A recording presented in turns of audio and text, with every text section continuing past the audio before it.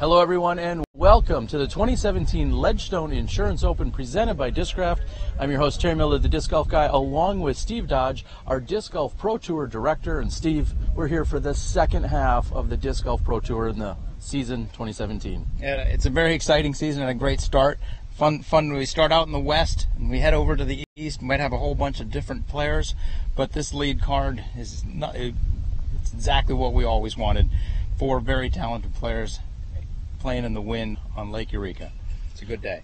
Averaging over 500 feet a hole. We're going to get right to it right here for the second round at the Ledgestone Insurance Open. Ladies and gentlemen, the lead card of day 2 of the Ledgestone. Teeing off first from Rio Linda, California, Joshua Anton.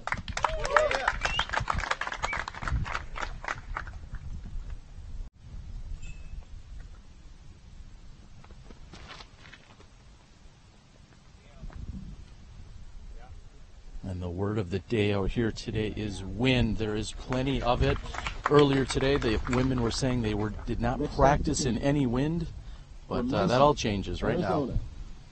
Paul Ilabari.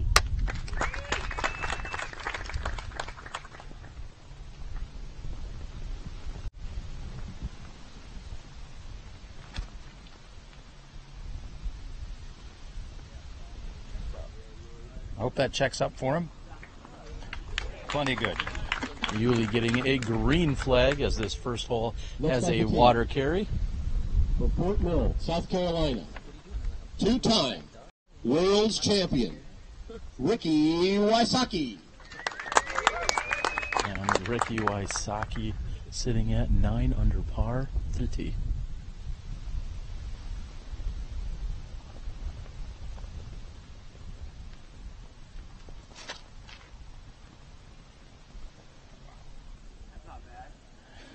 And Anton jokes and says, that's not bad. A perfect shot here by Wysocki. And last on the card, from Grass Valley, California, Greg Barsby.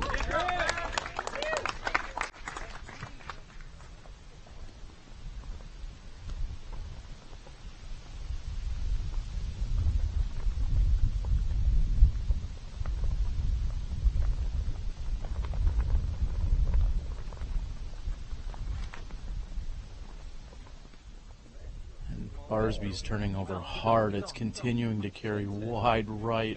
We're going to see if he'll get a green or a red flag, and the spotter gives him the green flag. We've got a very lengthy walk over to the green on 1. We also have coverage from this morning's lead card that took place over at Sunset Hills Disc Golf Course. We've got the women coming right at you right here at the Ledgestone Insurance Open. We're ready to go? We're ready. Yep. Back to here because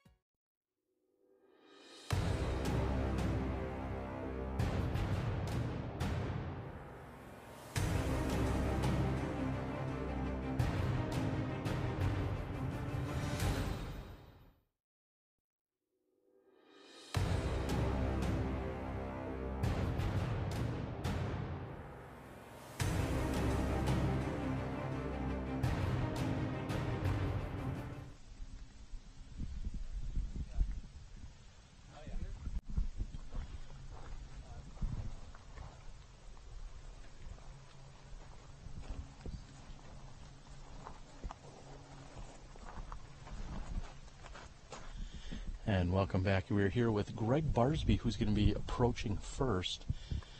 Looks like he's come about 20 feet short of the OB line.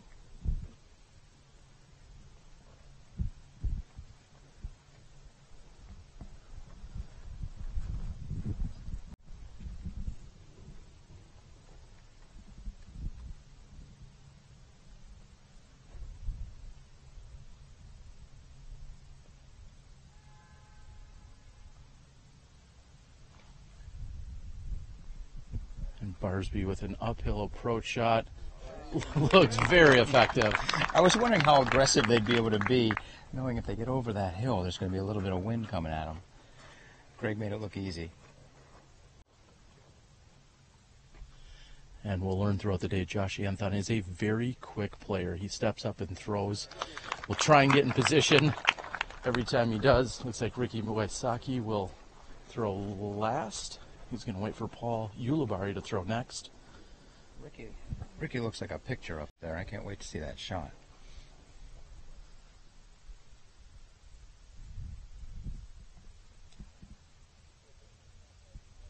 And Yuli's is just wide, however, on the right side of the basket. Steve, as usual, here on the Pro Tour, we're going to be mixing in the women's shots from the lead card earlier today. However, a little bit different format. It's not every single shot that they threw. Tell us what you did.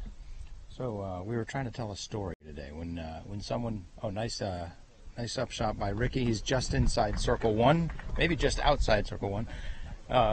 We were trying to tell a story. When someone did exceedingly well, or when someone lost a couple of strokes, we wanted to highlight that.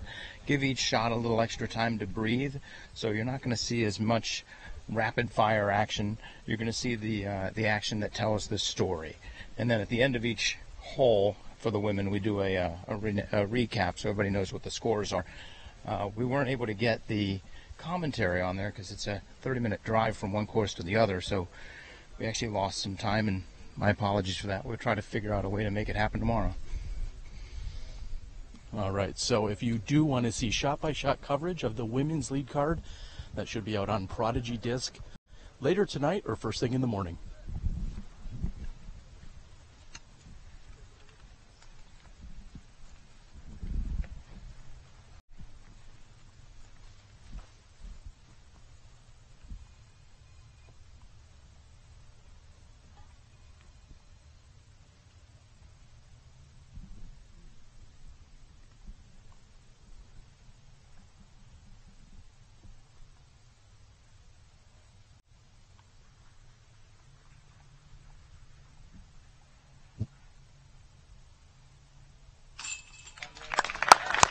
So, nice little phone ring. Ricky recomposed himself, and then someone on another hole hits a good shot.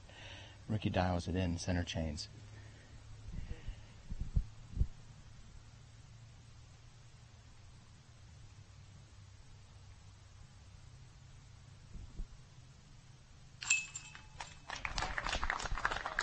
Yuli also opens with a 3.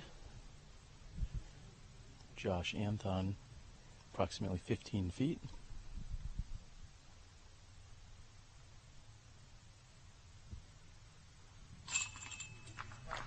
And we're feeling the heat of the sun really for the first time today. It was a little bit chilly and very windy, but no problems. 3s all around. We're moving on to hole 2.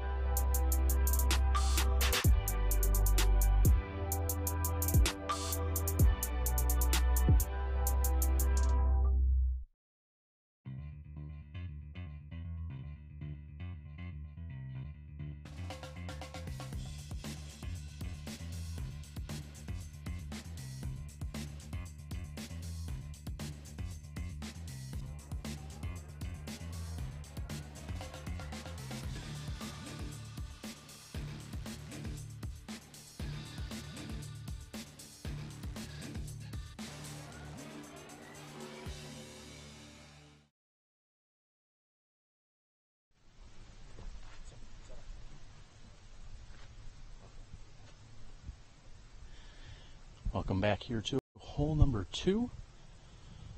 A different looking hole number 2 from what we've seen in years past. Also, it looks like we have the Zuka Trust. Truss. Yeah. Yeah. I trust in Zuka. I don't know what other words you say wrong, but we could have a jewel later if you would like. That's the word I say wrong. Yeah, the Zuka Trust. They did a really cool thing, I think, at combining holes 2 and 3. To get the birdie 3 here, you have to be very aggressive on your drive. And there's thoughts that some guys in their second shots actually go over the water. It'd be interesting to see what these guys do to attack this green.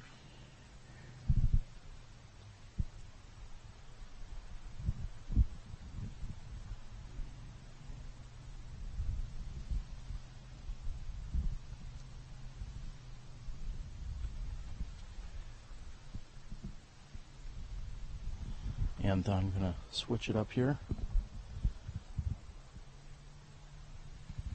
It's interesting thinking about what's going on through his mind. There's some point where he has the disc he wants and some point where he wants to switch. I think he was playing off the wind. However, he finds himself going right through the lower hanging tree branches there. Yuli also faced with this stiff headwind. Looks to be a mid-range of sorts in his hands.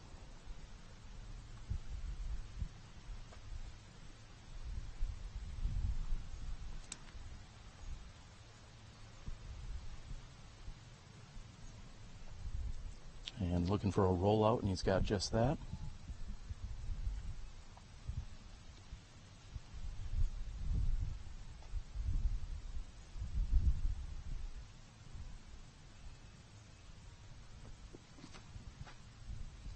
And a very aggressive play here by Wysocki. He goes with a roller that is heading down toward the water and carrying right. Barsby's looking for a forehand. So Ricky was 1 for 7 in circle 2 putts yesterday, and he was 3 strokes behind. So if he can clean those up, he's going to be looking good. And I think he was probably pretty happy with that first putt. He's 1 for 1 circle 2 today. And Barsby was looking to go under the branches. However, a wind lift says get up over it, and we'll get on with it. All right, let's see what the women did on hole number 2.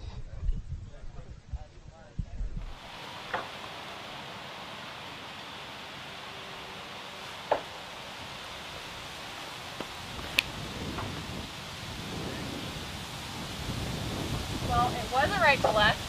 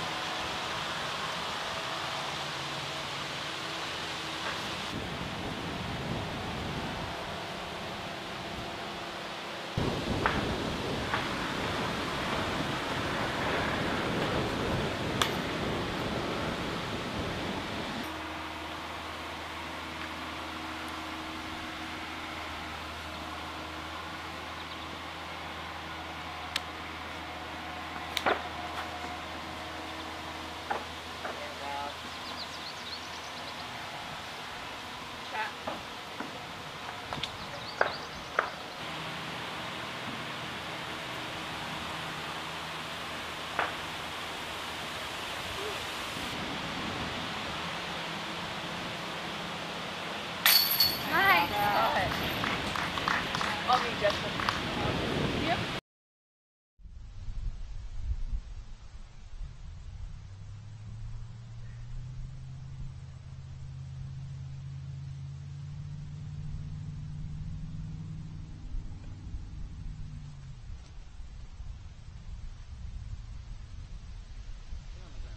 And Yuli's forehand catches a branch, and it looks like it may have carried OB right. We'll have to see when we move closer.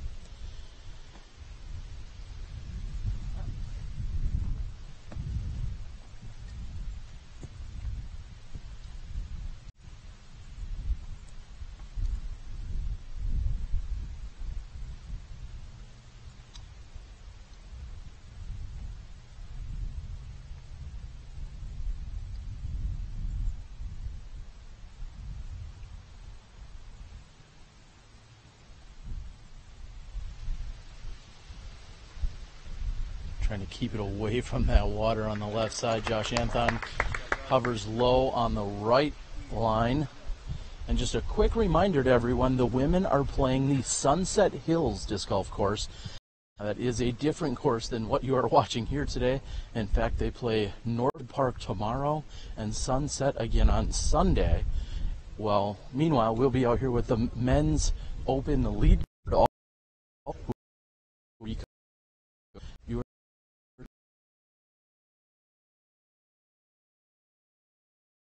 Courses during these rounds.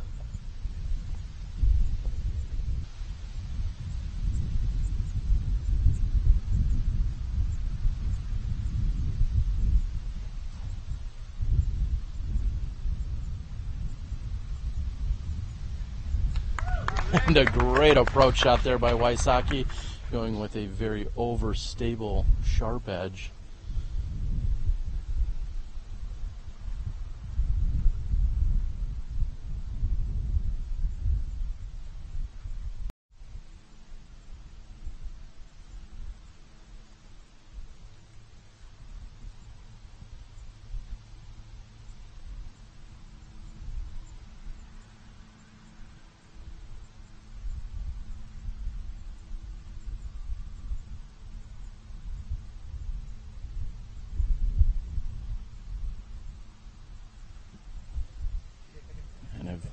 Very straight forehand there by Greg Barsby. Very few people have that shot in their bag.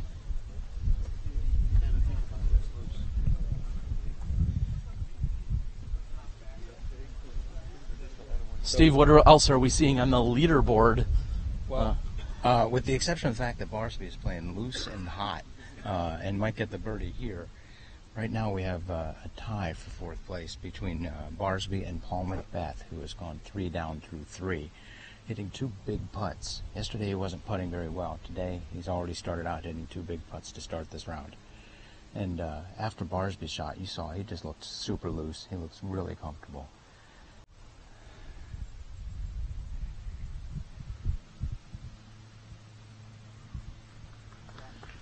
Yuli will have a little bit of a tester from there looking at the water's edge.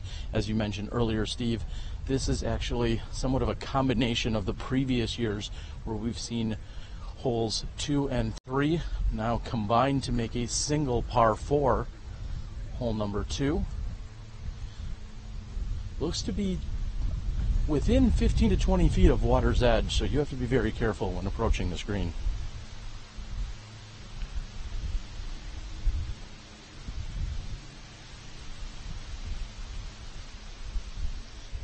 A great turnover shot into the headwind.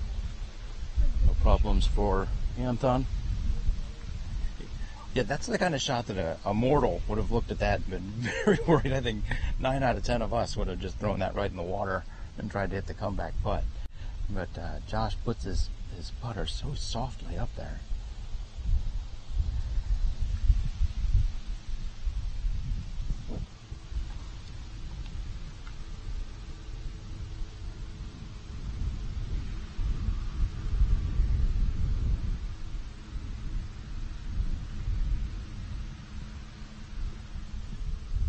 Yuli contemplating exactly how he wants to take this putt. He looked like he was going to go to a knee, then stood up, and now he's going to a knee with a towel.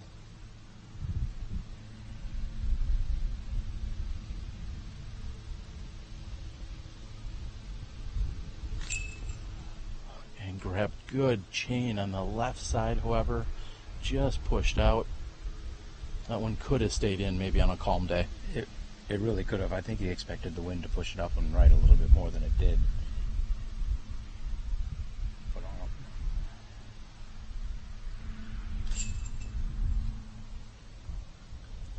And I am almost speechless here. That was dead center pole and somehow popped it right back out at Barsby. He very quickly picks up, puts in, and moves on. There's nothing else you can do about that. What an unfortunate break for Greg Barsby. That, wow, I don't know what to say there, Steve. We're going to be moving on to hole 3 here in a moment. Any words on that? Ouch. All right, we're moving to hole 3.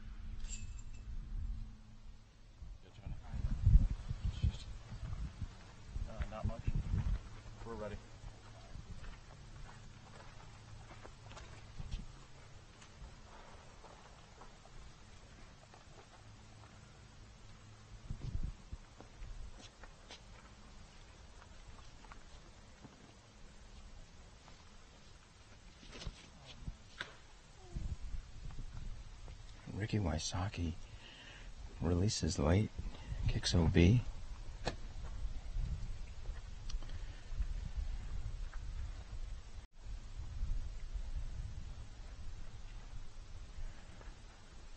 Josh Anton puts it off to the right, looking to hyzer back. Looks like he's got good distance. He's going to be putting for the birdie. Might be putting into the wind.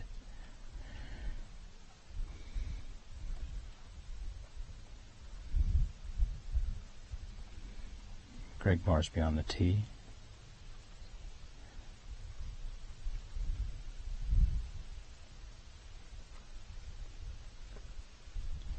He puts it out left. Looks like it's going to skip right into the circle. Hopefully that one sticks.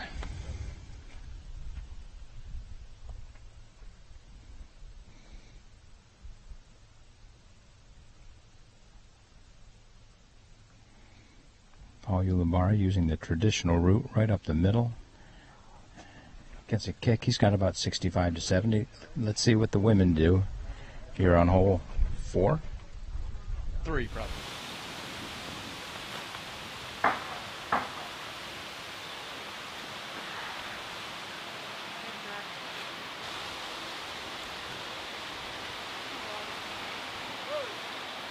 Go!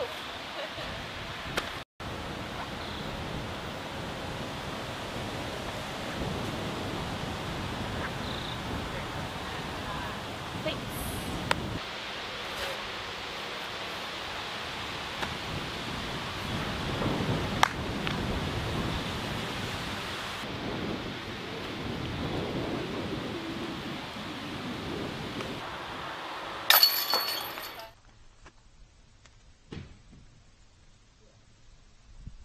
Wysocki hangs it out OB and brings it back in.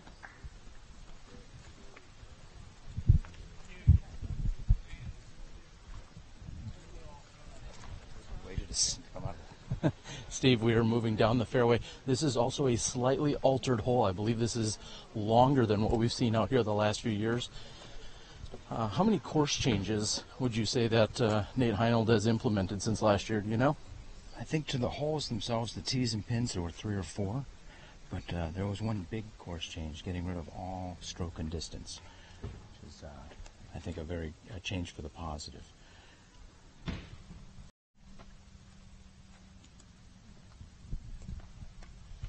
And Yuli outside what looks to be about circle 2's edge.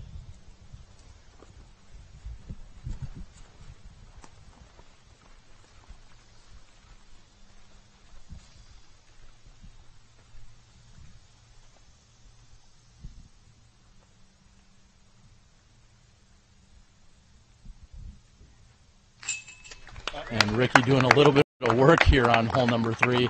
He's worked very hard for that penalty 4 that he's taking. Meanwhile, a couple of his competitors are looking at birdies, so he's just trying to minimize damage here. He's 2 for 2 from circle 2, and I had that thought. Could be a 3-stroke swing if he didn't hit that, but it was dead center chains straight all the way.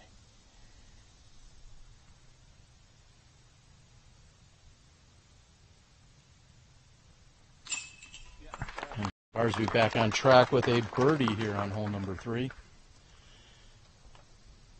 Josh Anton inside 20 feet. And rarely will you ever see a miss by Anton. I think today we'll be in for a special treat. Josh Anton, one of the hottest players on tour. I'm glad you can join us here for the second round at the Ledgestone Insurance Open. We have a very brief walk to hole 4. We'll be back in a few moments.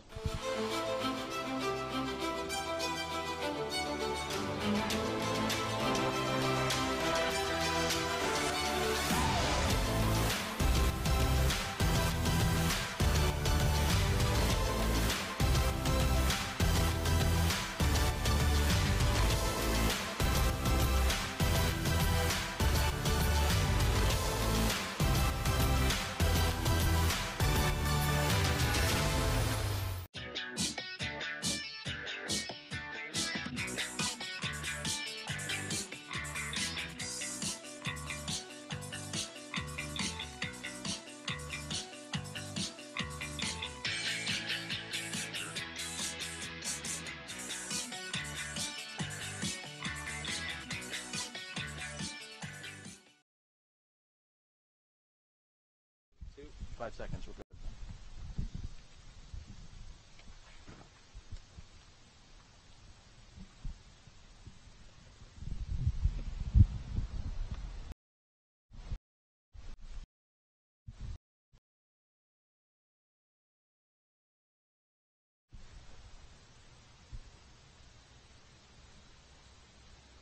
Stay clear down there.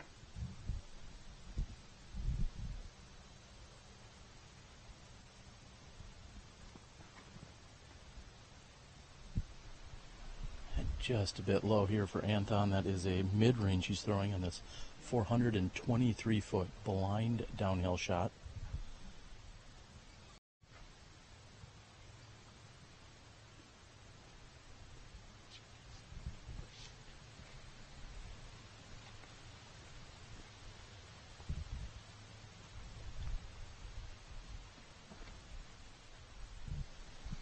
Marsby puts it up, the wind brings it up a little higher, cuts left. He's going to have a tough look out of those woods. There is an OB path on the right, as well as a Mando you must navigate left side of.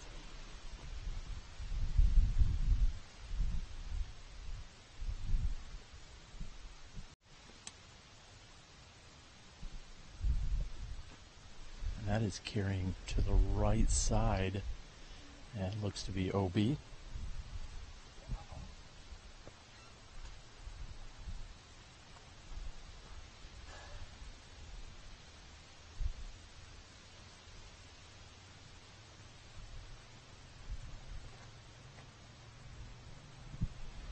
And Wysocki with the left gap. Doesn't seem to hit a tree, goes all the way through, and circles edge for Ricky Wysocki. Let's see how the women did at Sunset Hills, hole number 4.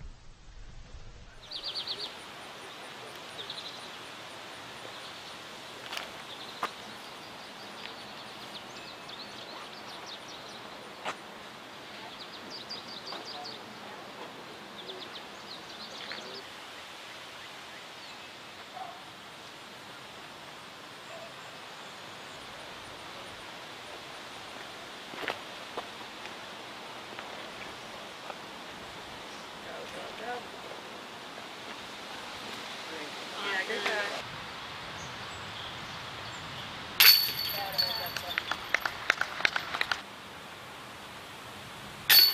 Yeah, Ragnar. Good putt.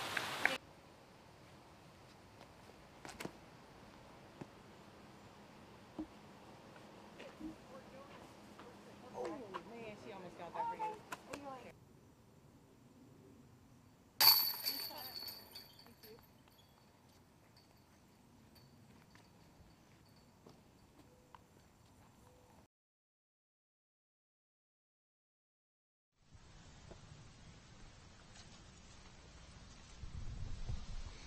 And welcome back. We're here to see Josh Anton's upshot here on hole 4.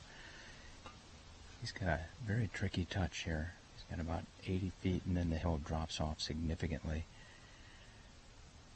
And then you just got to let it glide.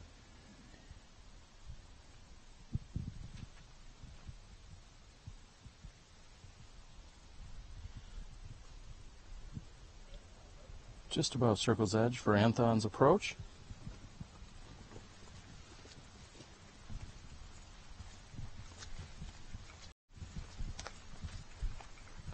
You guys always typically ready to go? Not always. Your timing was perfect. Okay. That time it was perfect. Usually we need anywhere from 15 to 20 seconds on the tee. Okay. Usually, but that time you were spot on. Just let me know each time. I appreciate it. Yep, thank you. Just keep the tee.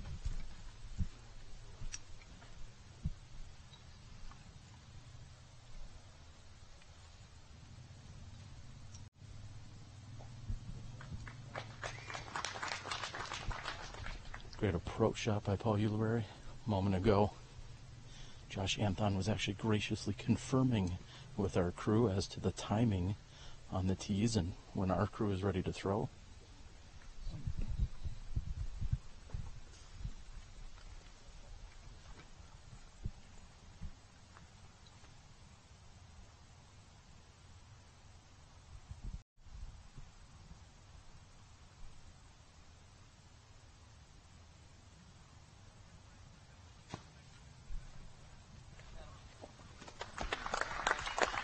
And laying up right under the pin is Greg Barsby. Yuli had thrown his second shot, which, with penalty, will be looking at a bogey 4 here. He had approached from the right side sidewalk. One thing that I've seen with Paul's game is he will at times struggle at the beginning of a round, but I think he has more mental fortitude than your average bear, and he seems to be able to bounce back, and if he has a rough start, he could have a very hot finish. That seems to be his, what is the word, raison d'etre. I'm not familiar with Japanese or German, but if you want to call it that. Nom de plume.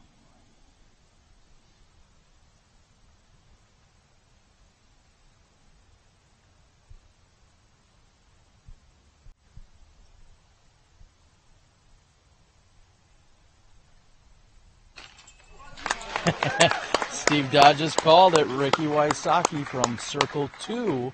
He is now 3 for 3, and we're just 4 holes in. Josh Anthon wants to do the same. This is to save his par.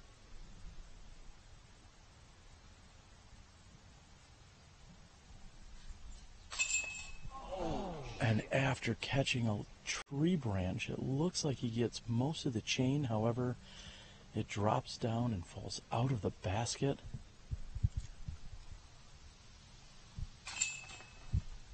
And Yuli will walk away with the bogey 4. Hole 5 was now famously aced just yesterday by Greg Barsby. Unfortunately, no video of that action, but Barsby with the ace yesterday on the next hole, and he'll tap in for the par. We'll see you in a few moments from hole number 5.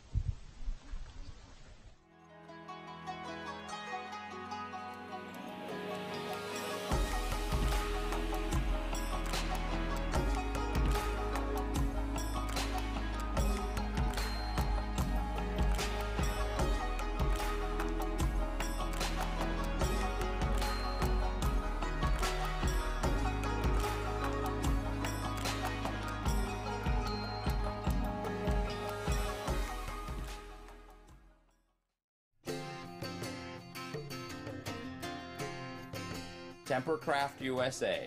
Double-walled stainless steel 18/8 construction keeps it cold while you're hot, keeps it hot while you're cold. Get your customized growlers, tumblers, and sport bottles. Lifetime warranty and 1% back to the planet. Tempercraft USA. Temper your thirst.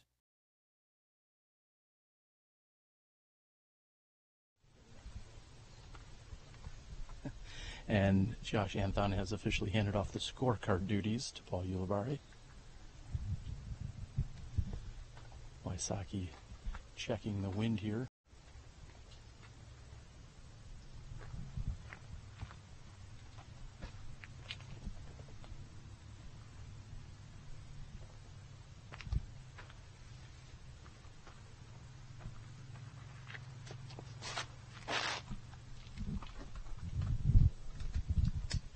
Seems to be a little bit of a footing issue there by Wysocki. However, that does result in a red flag from the spotter just outside of the baseball diamond. Barsby up to tee next.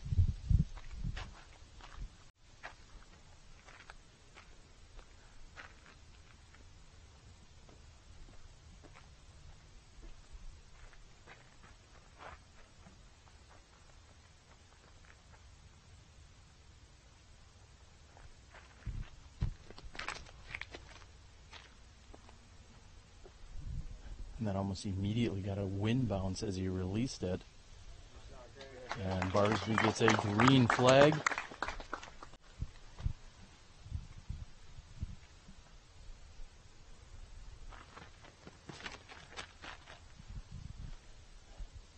And that seems to have turned over on Anthon slightly out of his hands. That's coming back left and will be out of bounds.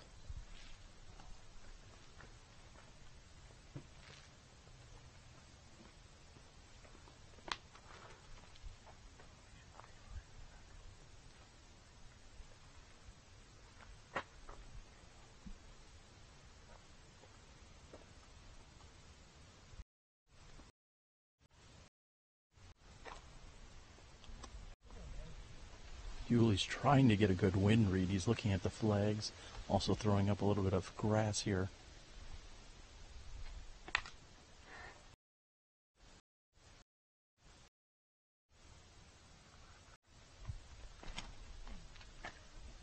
That's on a good, fast hyzer line. He needs that to get left. It's carrying.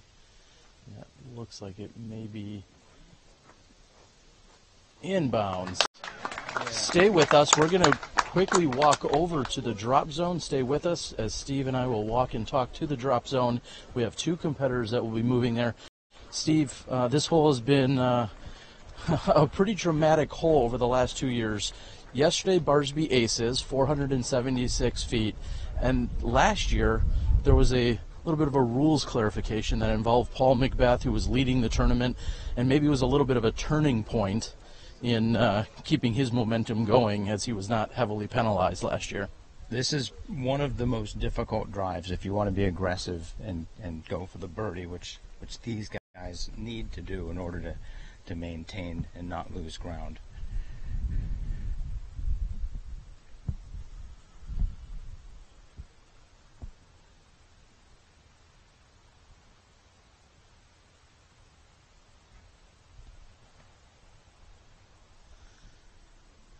Again, you see the wind pushing the disc both up and down as it swirls out here in this open area. I'm guessing these guys have switched to very overstable discs, and Ricky put some serious action on that. That thing was flying out of his hand very quickly.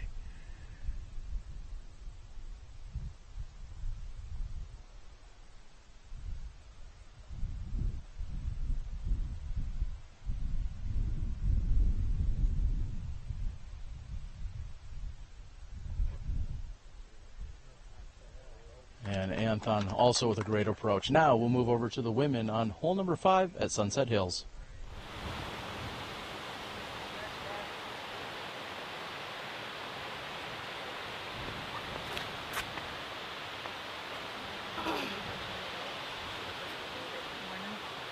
Good shot. Shot.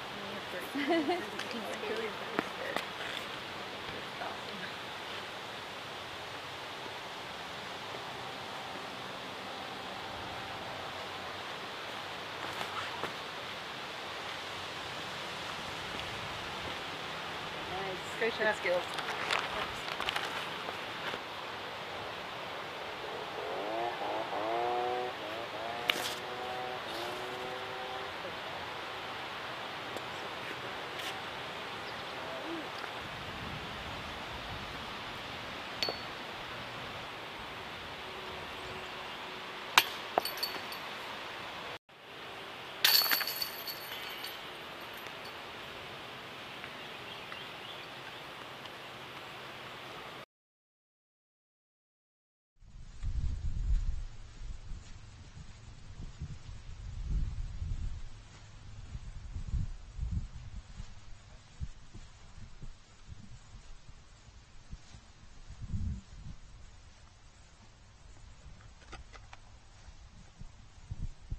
Find Greg Barsby approximately 85 feet from the pin.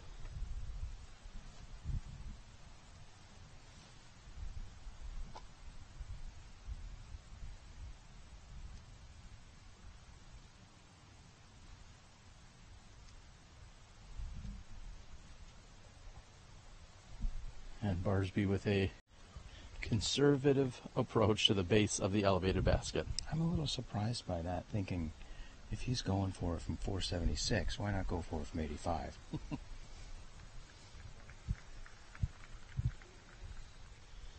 And of course, we'd like to thank Disc Stalker for your contributions here to the Disc Golf Pro Tour. I think Paul Ulibarri would like to thank them doubly.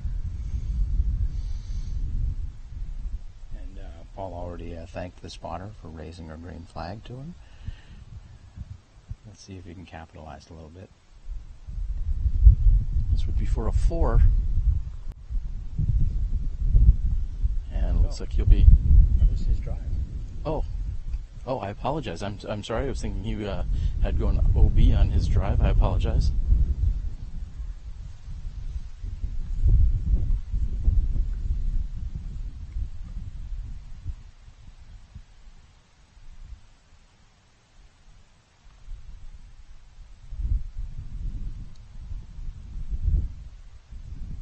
Can he go 4 for 4? Hits off the high left side of the cage. Again, elevated basket. Josh Anthon is looking at 35 feet to the pin. This will be for a 4.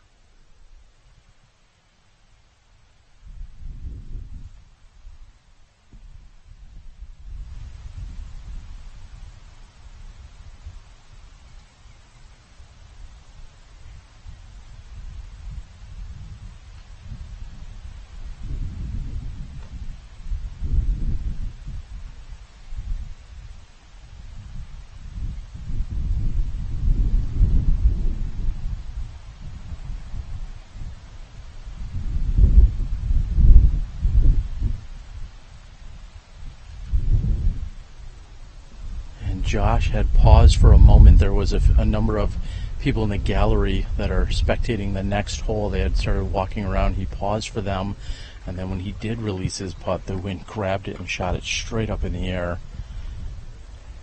I don't think we can explain to people how fluky this wind seems. It's ranging from 0 to 25 miles an hour, and Josh threw it 0, and then 25 said they're going to go over the basket. And I didn't notice a significant change in Ricky's putt, but you can't help but wonder when you're 70 feet away or 60 feet away and you're aiming pretty high up on these elevated baskets, how much of a wind do you take into account? Well, we'll see how that plays out. Throughout the round yesterday, Josh Anthon came up to me later and said, I had no bogeys and no OB strokes. And here on hole number 4, it looks like it has bit him just a little bit. We have a very lengthy walk over to hole number 6. We'll be back with you in a few moments. Stay tuned. You're watching live disc golf right here on the Disc Golf Pro Tour.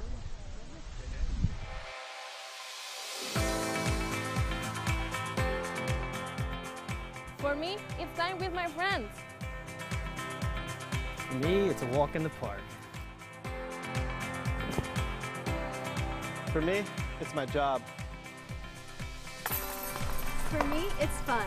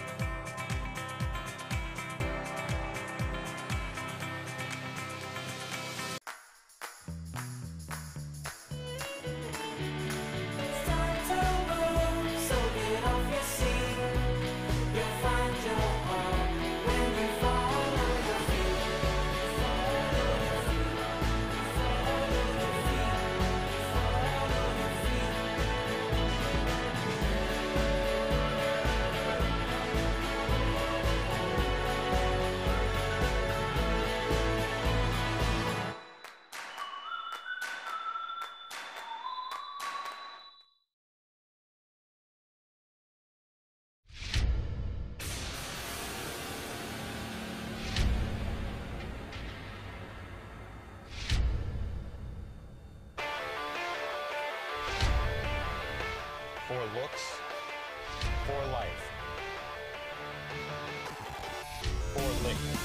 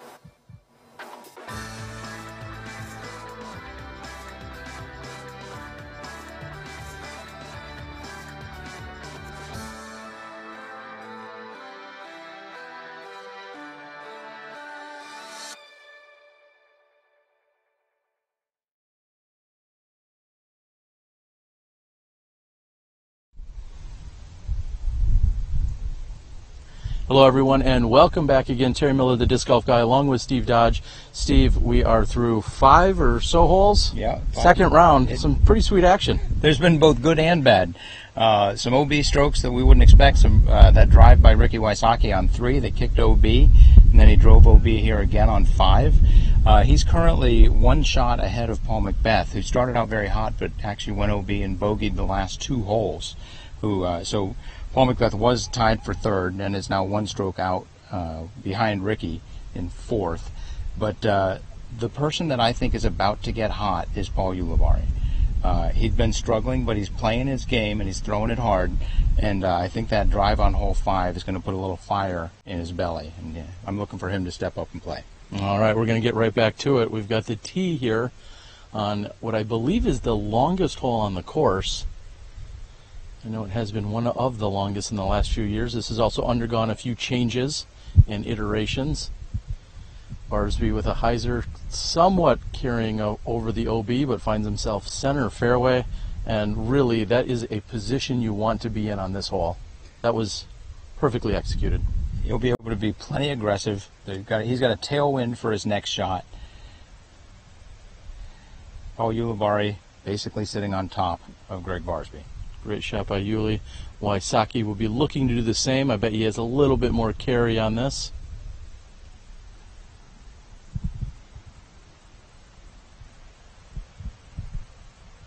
And just that, a little bit further than the previous 2 shots. And Anton already throwing is very quickly running up to the tee, gets closer to the OB line. Not really an advantage, but also in great position. We'll be back with you in a few moments after seeing what the women did earlier on hole number 6.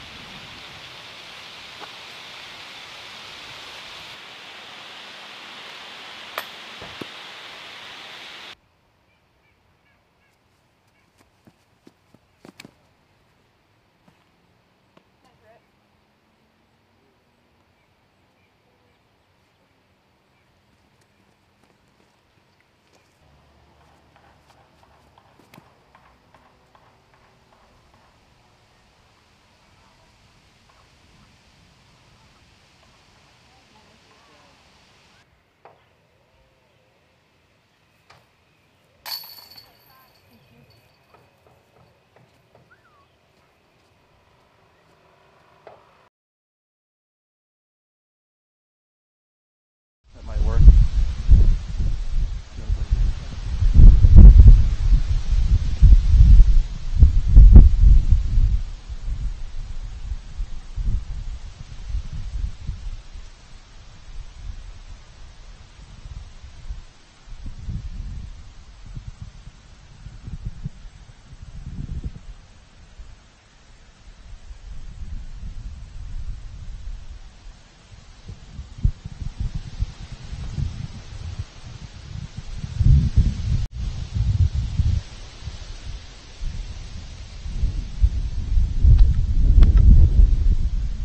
Paul Ulibarri opting for the forehand, keeping it right in the center of the fairway. We're going to move into a slightly better position here near the second shot as we're standing.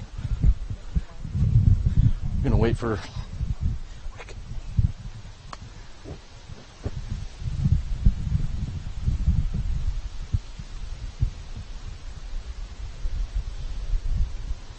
and Josh Anton also putting it right into the center. Earlier in the week, I heard Derek Billings and a few other players talking about how they are just playing this hole for a 4. Again, it has been slightly redesigned with a few different rule changes throughout the last few years. This was typically known as a par 5. It has the same distance to it with slightly different rules, and all of these competitors seem to be very content if they can simply get up and down, take their 4, and move on.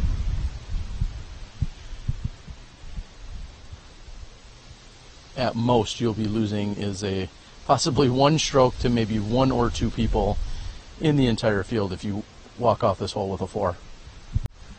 That is the truth, Terry. This is a very tough dog to eat.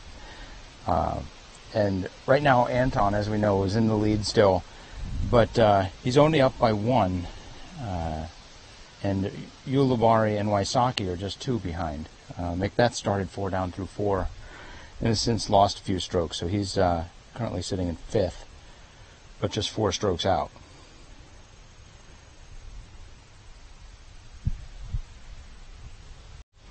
And Barsby taking the hyzer out, coming in right at us, and that's going to end approximately 30 meters from the basket. I think that was a full-blown conversion there, Steve. That was a beautiful conversion. I watch these discs fly, and I'm constantly amazed because I think they're in trouble. I see, oh my gosh, the wind, and it makes me think every once in a while these guys know what they're doing.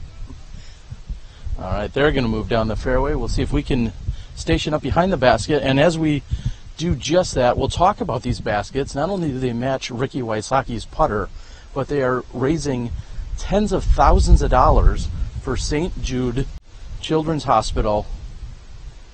Each year, the Ledgestone teams up with Discraft to do a massive fundraising effort, and we've seen the Ledgestone Insurance Open donate more than $50,000 to St. Jude in the last 2 years of this event. And everyone at home and here has the opportunity to win the 18 baskets that are played on out here at the Eureka course this week.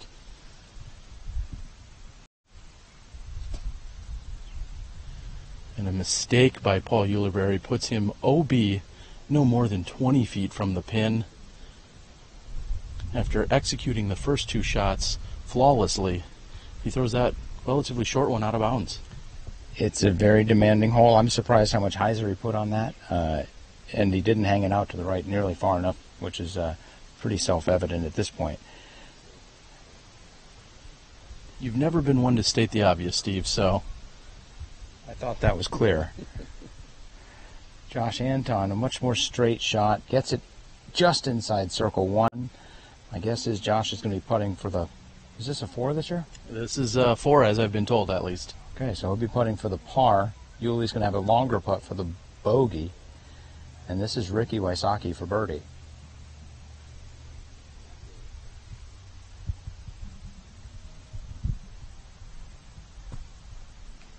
And within 15 feet, there's also the keen wall here on the left side. For a number of years, we've seen disc carry either really hard or skip OB left. And the keen wall seems to aid or prevent a little bit of that this year. In that one section, it's an OB wall. For the rest of it, it is in fact a spectator wall, just to keep spectators off the ropes. And speaking of spectators, a great gallery out here. Yesterday we saw probably more than 100 or 200 people on site during the opening rounds. There was not even an official leader card to follow, so to speak, but a great gallery. At least double that here today, and they are split up between cards 1 and 2. So a very sizable gallery. We could see possibly even 1,000 or more people out here come Sunday. I would fully expect that, especially it's Greg Barsby lays it to within 5 feet. Very nicely done. One cool thing, yesterday the lead card, feature cards went off close to noon on a Thursday. The unemployment rate is below 5, and we still had a good crowd. I think that says a lot about where disc golf is headed. Certainly plenty of second shift employees out here. I think maybe that's not it. All right, Paul Ulibarri getting his position. He should be good. He has found, and the wind has picked up again. It will be at Josh's back, somewhat at our face. And he's confirmed he's next to putt.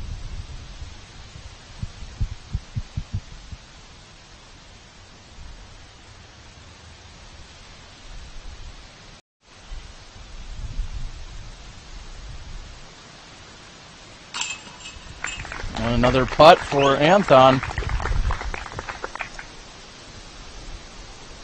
That was not a gimme putt. That was a 20-footer, but if all your circle 1 putts were that hard, you would not be 94% inside circle 1.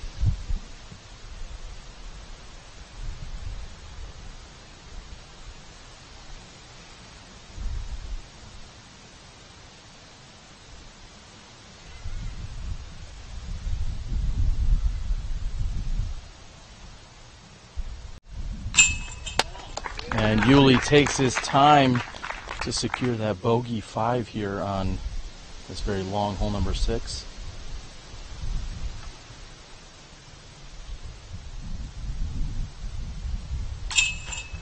And Ricky was thinking about the touch there. We've seen sometimes Ricky Wysocki with a very stiff putt, and he wants to make sure with this wind there's not any chance for it to catch the chain and possibly pop back out, as we saw earlier in the round. We have a brief walk over to 7. We'll be back in a few moments.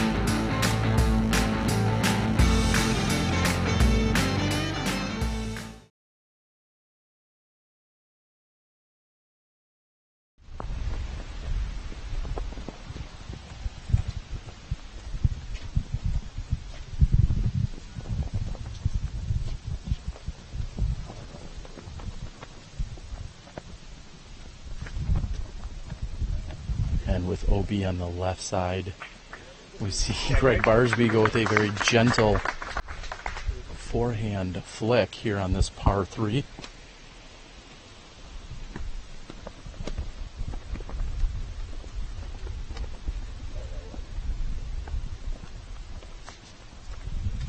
And Ricky also lines up a forehand. He stands still from the tee. Josh Anton, third to throw.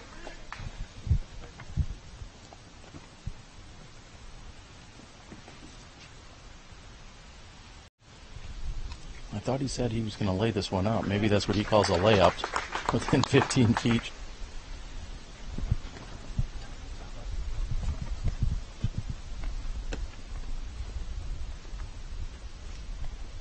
And Yuli also going with the forehand. It's carrying right past the pin. We'll be back with the women in just a few moments from Sunset Hills.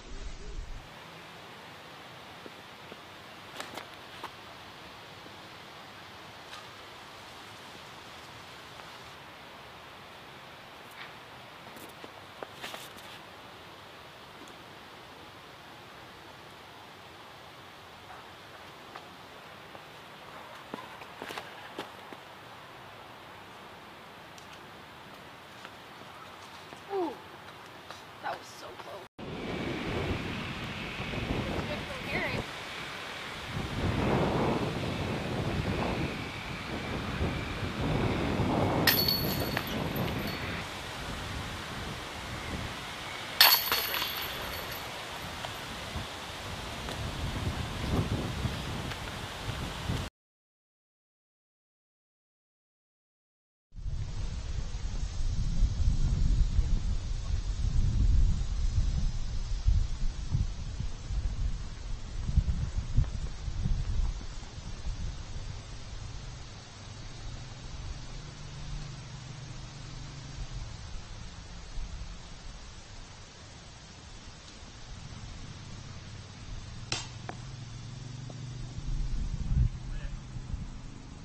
Missed opportunity here by Paul Ulibarri from inside 20 feet.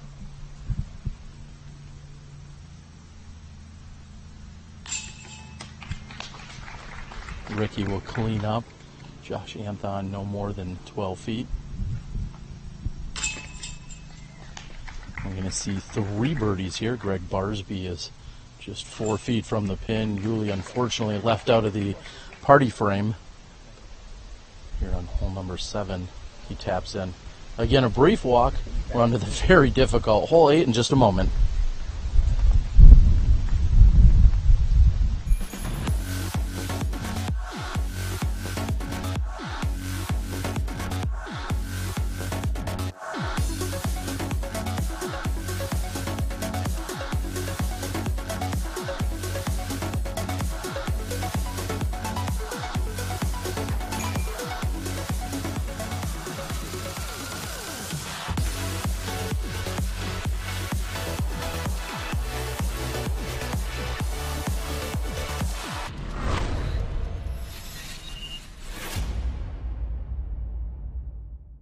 Sun King Discs, established in 2001. Florida's most respected name in disc sports. Official retail merchandiser of the Disc Golf Pro Tour. Currently on tour supporting Discraft and DGA live inventory, free shipping at $12. All orders $19.99, ships in a box, includes single discs, large selection of both stock and collectibles. Check out the website at www.sunkingdiscs.com.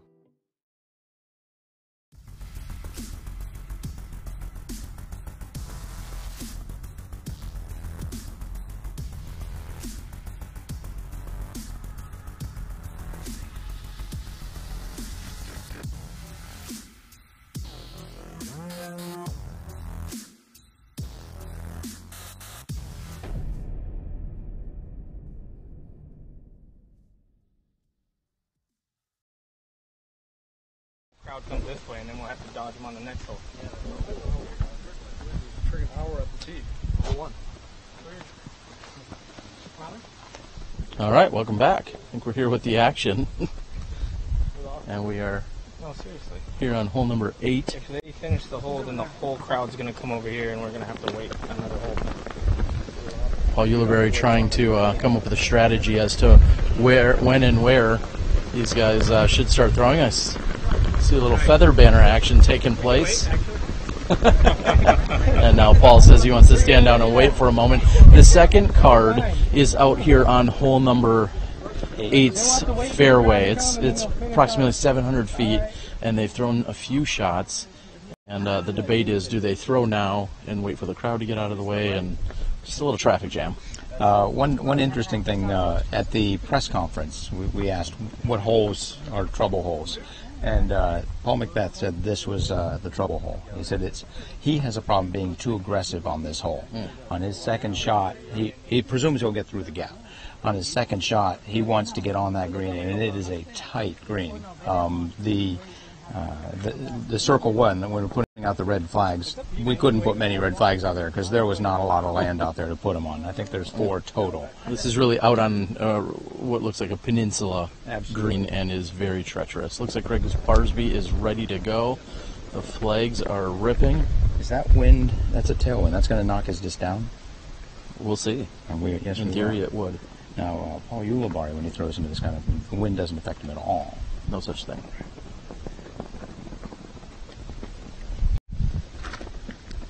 Yeah, Greg. And peering the gap is Greg Barsby, that's tailing left. Great shot by Greg Barsby.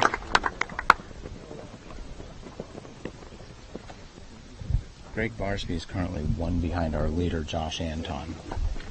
And he's putting the pressure on with the last couple drives.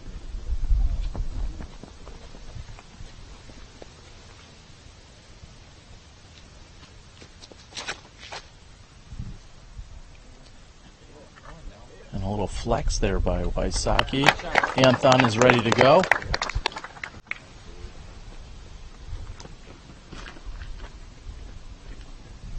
Also playing a little turnover flex shot there, Josh Anton, center fairway. I don't know if it's true. It looked like that went about 50 to 80 feet farther than Ricky's drive.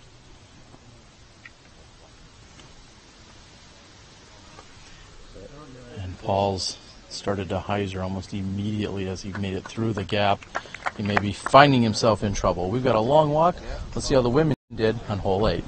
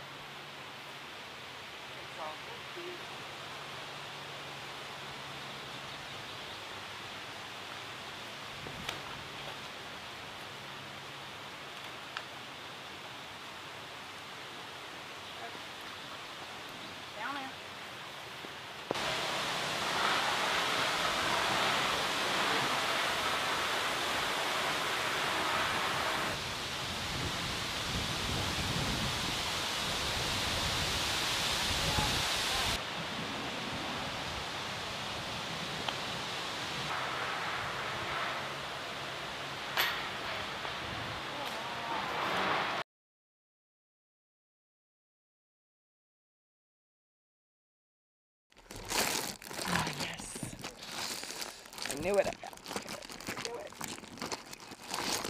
Haha. What's the pro tip on snack time, Sarah? This is a really good time when you're last on the box and there's a wait. This is some yogurt that I keep in my cooler bag of my Zuka cart. Because I have all these sweet accessories to carry all the cool stuff you need. Lots of room for lots of fun things like a toothbrush, some super glue, some baby wipes, an extra skirt, a rubber chicken, and some lotion. All seem like essentials to me. They are. What's the yogurt of choice? Chocolate Haze Craze Flips by Yo Chobani. It's my favorite. Snack time pro tip, Sarah Holcomb.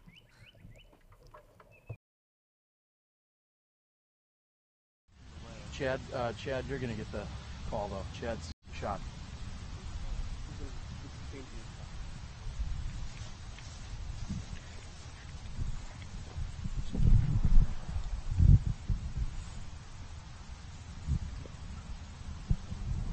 And Wysocki is first to throw. He hits a tree on the left side, does not penetrate onto the peninsula.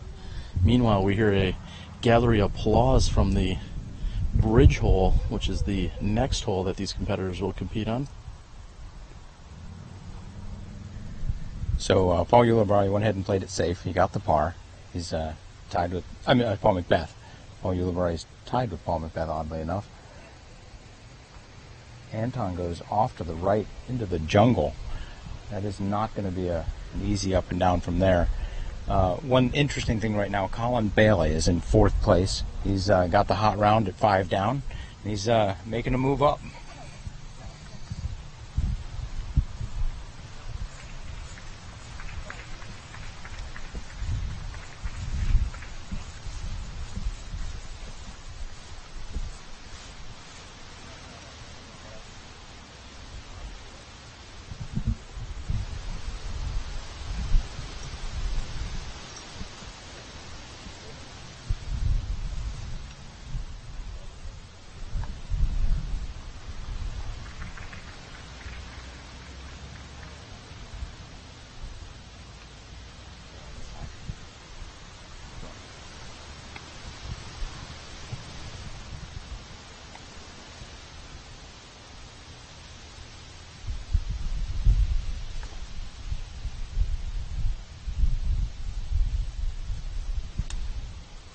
Paul Ulibarri puts it up, lets it ride left, gets through the gap. Can it sit? Oh, hits a tree, rolls back down into the woods with Josh Anton. Not a good result for what looked like a good throw.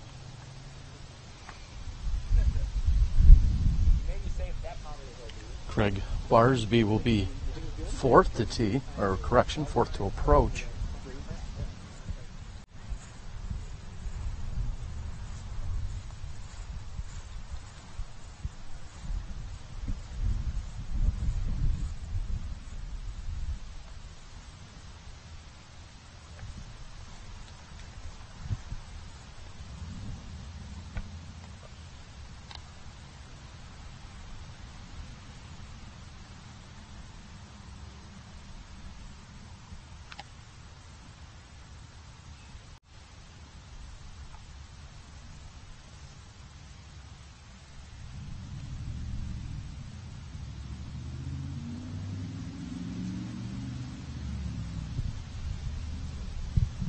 And that seemed low and light out of his hands.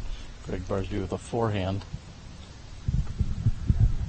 Realistically, you cannot attack the green and expect good results on this unless you're one of the top in the world. And these guys are, and they didn't get good results. This is a tight green. I think Paul McBeth might have said it right. You can't bite off more than you can chew here. This one will bite you back.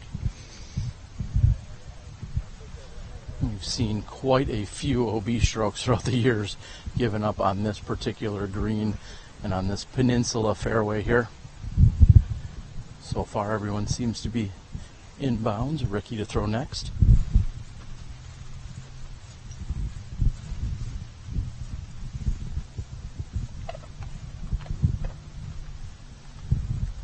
Ricky right side of the pin, just a few feet.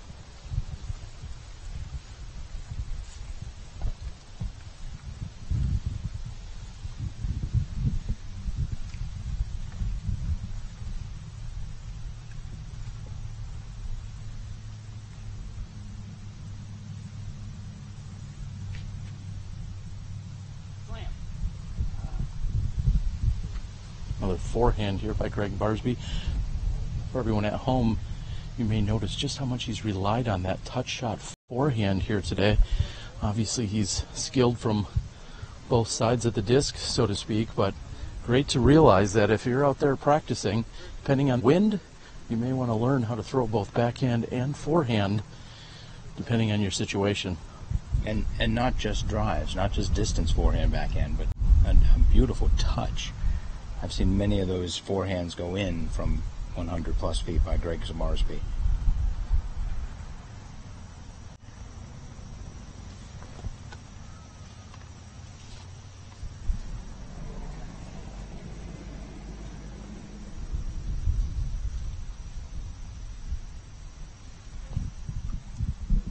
Basket is hidden from Josh Anthon's view. This is a very difficult approach.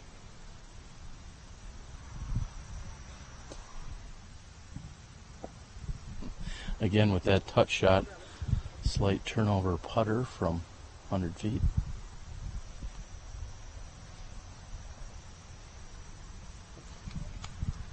Yuli follows suit, puts it even closer. Yuli did have the advantage there of being able to see the pin that he was approaching to.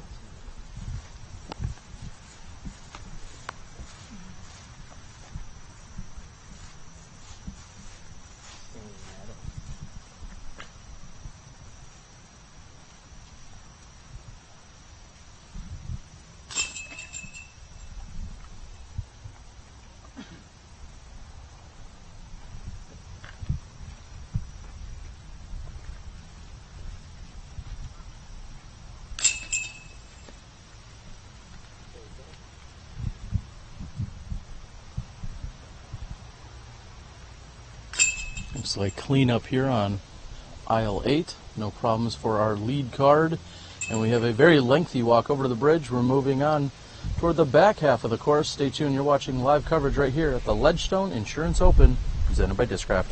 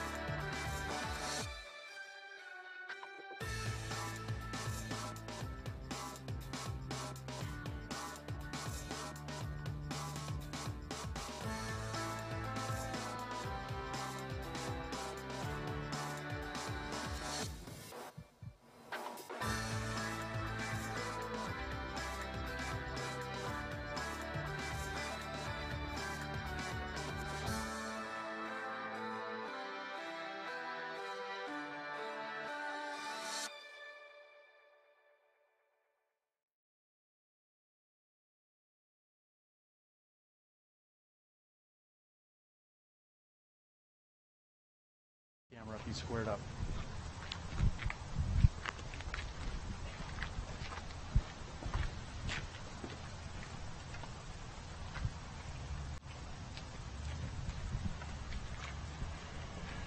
All fours.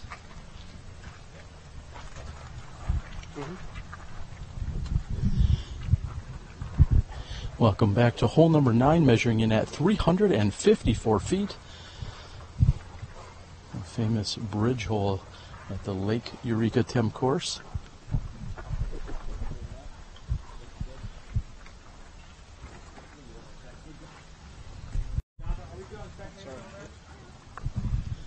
Looks like our second card is completely clear, and we will be ready to go here in just a few moments.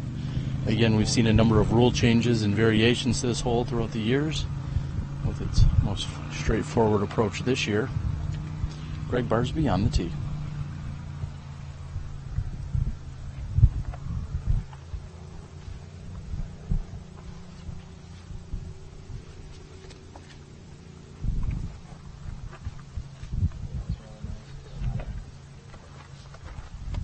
And Barsby getting a green flag. Second to throw, Ricky Wysocki.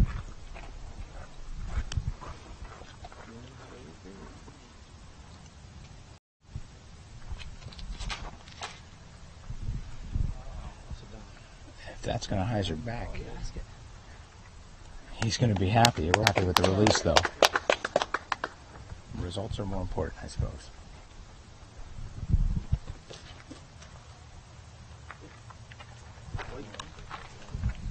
Josh Anthons is hyzering to the left. He'll have a putt from there.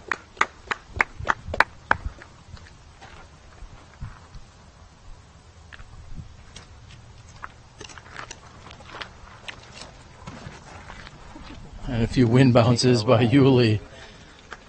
And we're moving on. We'll see how the women did on hole number 9. We gotta get these spectators back more.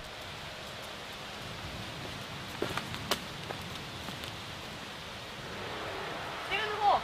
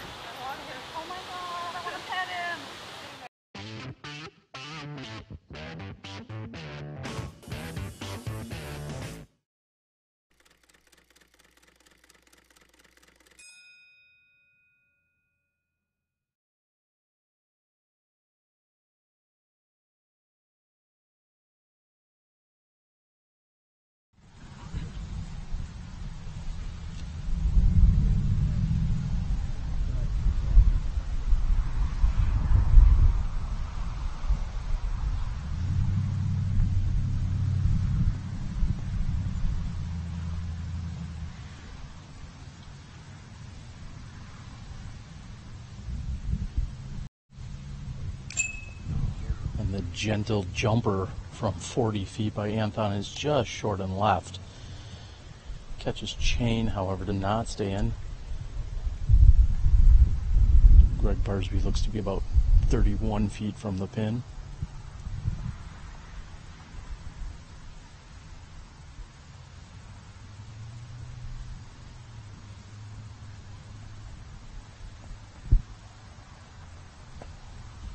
And that may have been a little bit of a wind gust there, as he's now noticing after that got pushed down. Seemed to be on line, just low.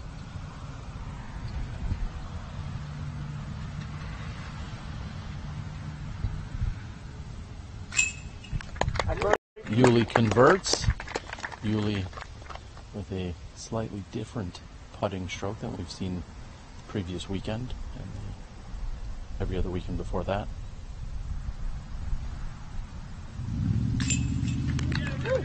And Wysocki brings it in with a birdie 2 here on hole 9 as we are rounding out the front half of this second round at the Ledgestone Insurance Open. More than $6,000 going to the winner this weekend. A massive crowd We're going to get to it. We're moving to the back. We'll be back in a few moments right here at the Ledgestone Insurance Open.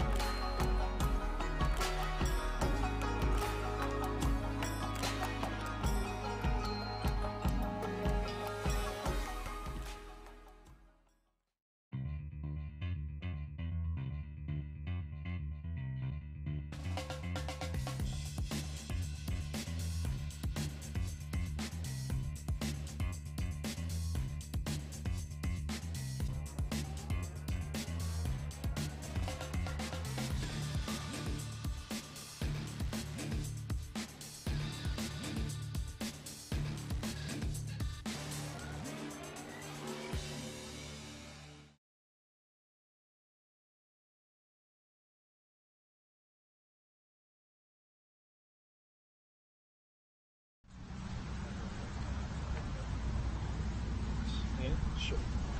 Thank you. She doesn't say. Again, Ulibarri and Wysocki both with birdies as we move to the back half of the course. Hole number 10, par 3.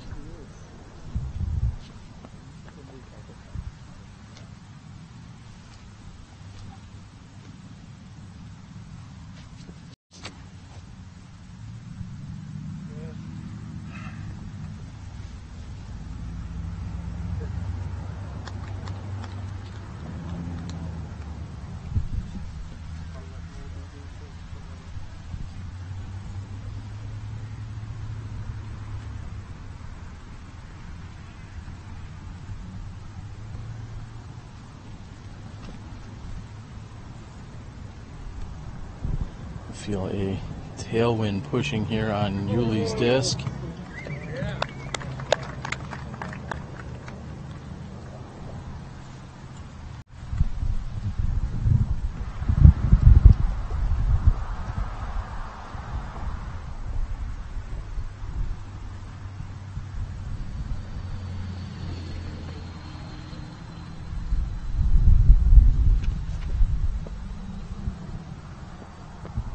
And Barsby playing the low hyzer route, however, comes up just short and right. This 500-footer. It's 500 feet, and these guys are throwing over the basket. Barsby was playing that a little short, hoping for a skip. Didn't get it. Anton hyzering in nicely, just in front and over the basket. Finishes just inside circle 1. Let's see how the ladies did on hole 10 at Sunset.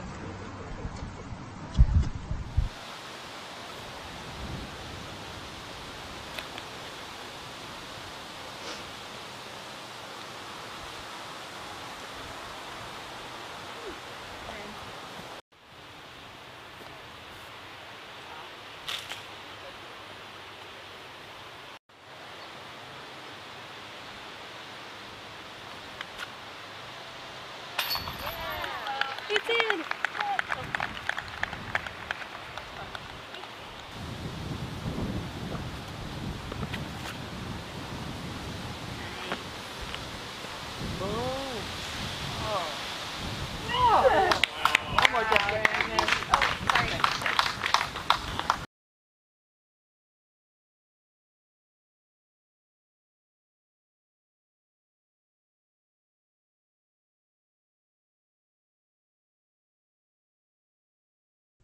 No, no. Come on, guys.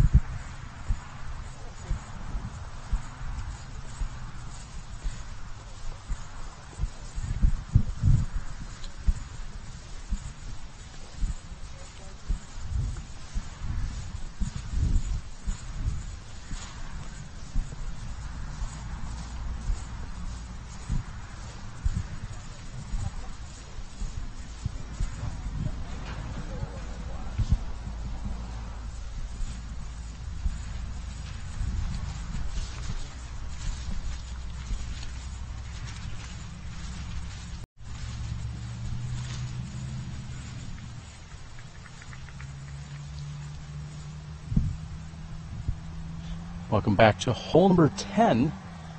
This is one of the holes that was significantly changed from last year's layout. It used to be a much longer par 4. Now we're looking at a very reachable par 3. Ricky walks away in disgust.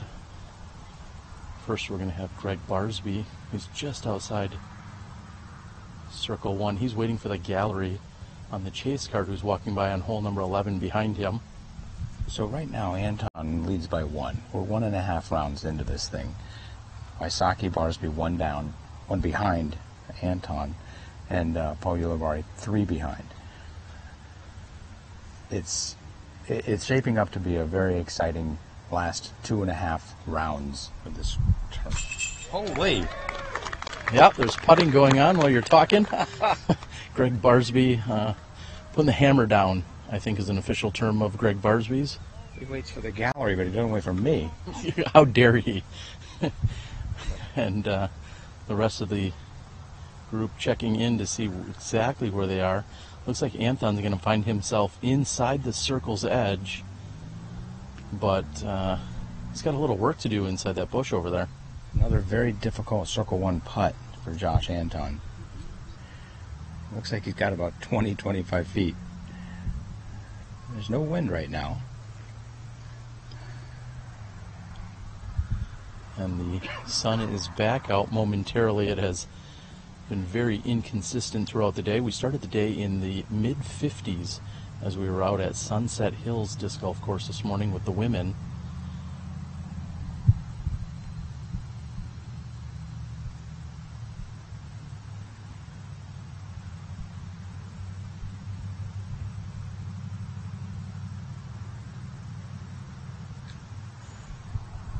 And that obstruction certainly affected Josh Anton. He tickled just a few chains. I was just about to say that for the first time here on the tour, we're getting a little heat reprieve. Being in central Illinois in August, I'm quite shocked that we're only looking at highs in the 70s this week, Steve. Certainly not used to that, and it's a little bit of a welcome surprise, I think, for some of these players. It's been very hot. Utah was hot. And you're not talking about just the play. I am not.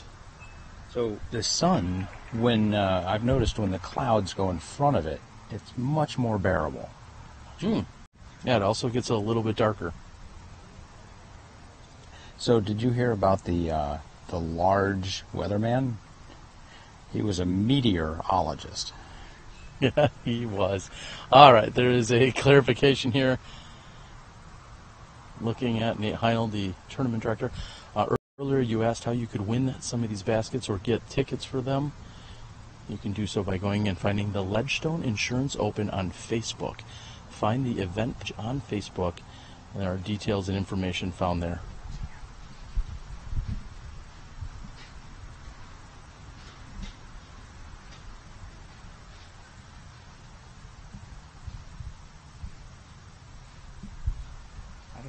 I don't know if our camera can see it or not, but it's kind of fun. The chase card has stopped to watch the group putt out, knowing that these are all birdie putts, assuming Ricky stayed in bounds.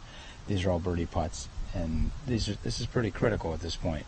The chase card trying to make a run at him. Barsby's already caught Anton on this hole. If Wysocki makes this, he will also catch on Anton, and Ulibarri could close to within 2. Wysocki is definitely concerned about his footing. You'll have to watch that he maintains balance after the release here.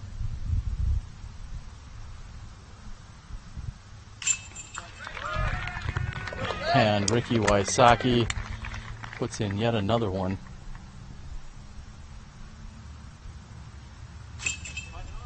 And Josh Anton's Anheuser putt finds the bottom of the cage for a par. Paul Ulibarri left with less than 15 feet here for birdie.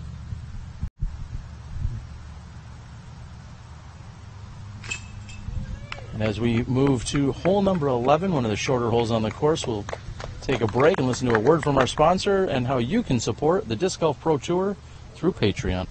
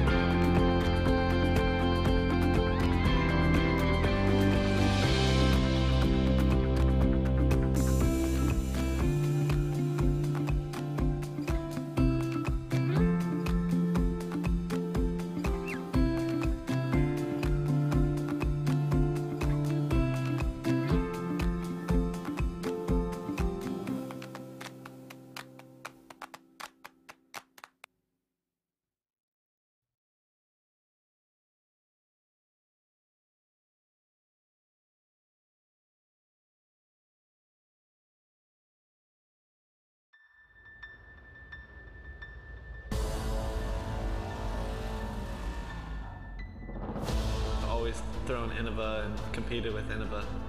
I don't think I'd be playing the sport if it wasn't for creating the disc itself and then just taking it to the next level over and over and over again. How great the discs are themselves. It's really gained my trust, and I don't think I would be here without Innova.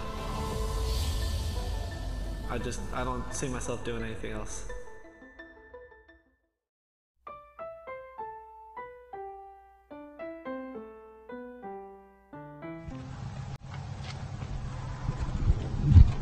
And Paul Ulibarri first to tee here.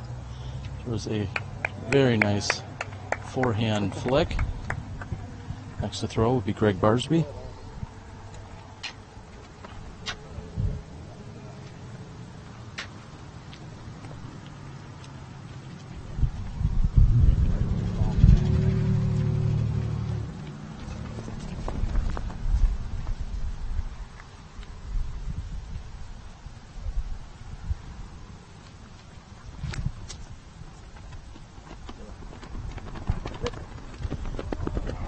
Barsby also with a forehand. We'll see the same from Wysocki.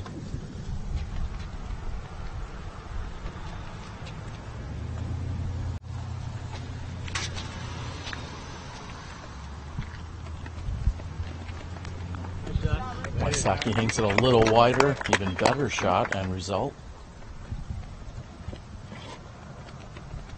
And I said it earlier, folks, learn your forehands hey guys, for when you walk up to hole, okay? just like hole 11 at 240. And a shout out by Josh Anton. Let's see how the women did on hole 11 at Sunset Hills.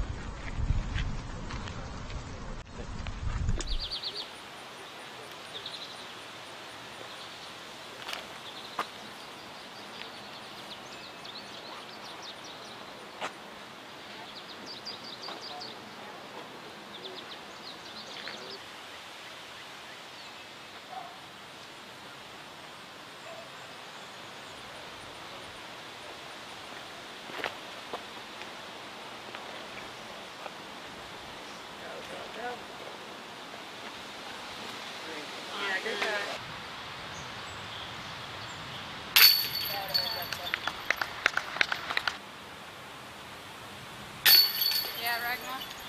Good putt.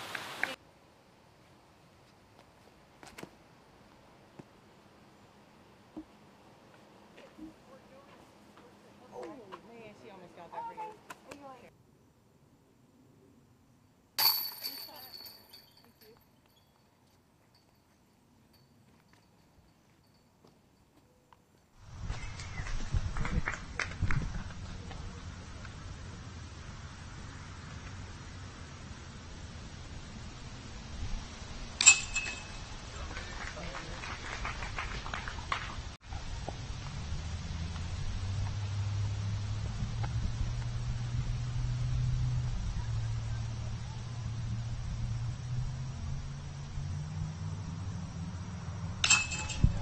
And welcome back to hole 11. If you've just joined us, Greg Barsby, Ricky Wysocki, both in for the birdies along with Josh Anton, and Paul Ulibarri will take the lone par. Let's hole number 11, the shortest and easiest here at Eureka Lake. We'll move on to 12, the Ledgestone Insurance Open.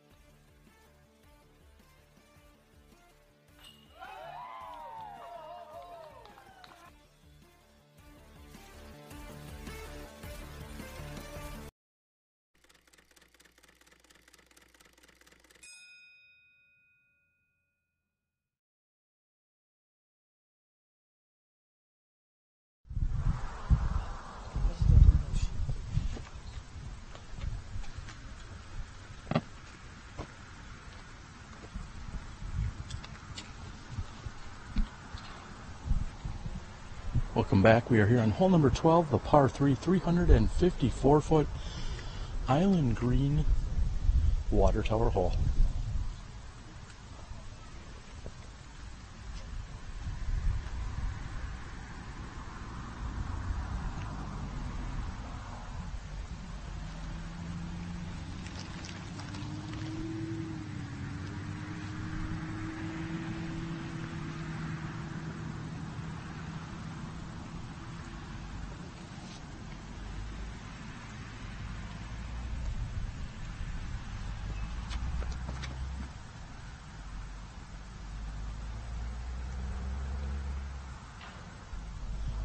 Hit the front edge of the water tower and has rolled OB.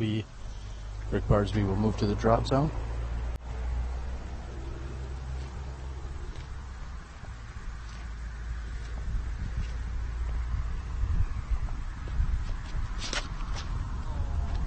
And Wysocki is not happy with that release. Also hits the water tower, and that also rolls OB.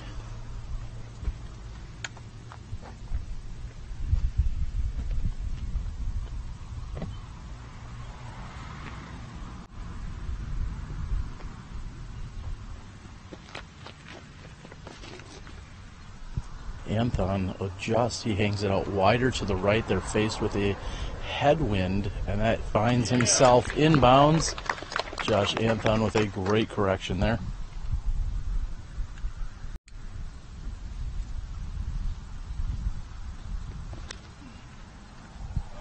And Yuli's also looks more like Anton's. That's going to reward him as it's coming in.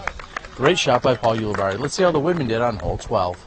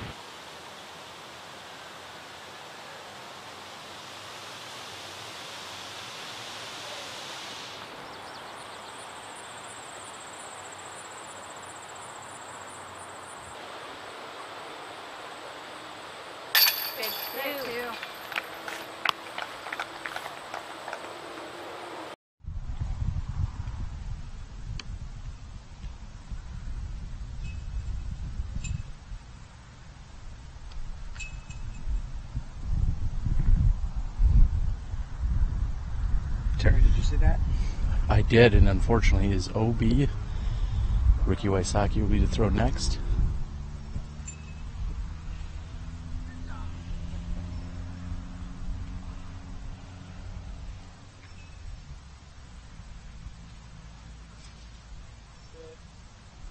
Ricky asking for it to sit down. And initially a red, then turns to green. He is inbounds along with a applause from the gallery. Get that cool bag at her. Bought it from somebody yesterday. Oh, you did? Yeah. Okay. Maybe put up. Yeah. These like they sold for $50.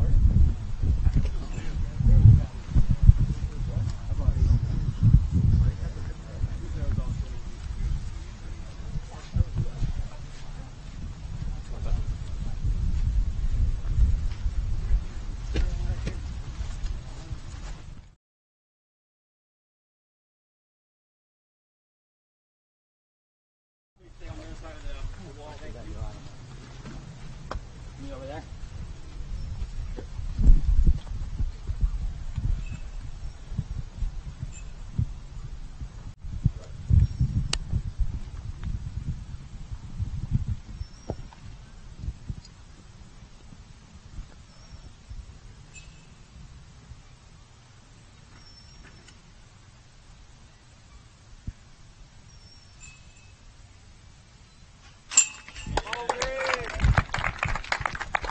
Greg Barsby ready to be off hole number 12 here. This is Yuli for birdie.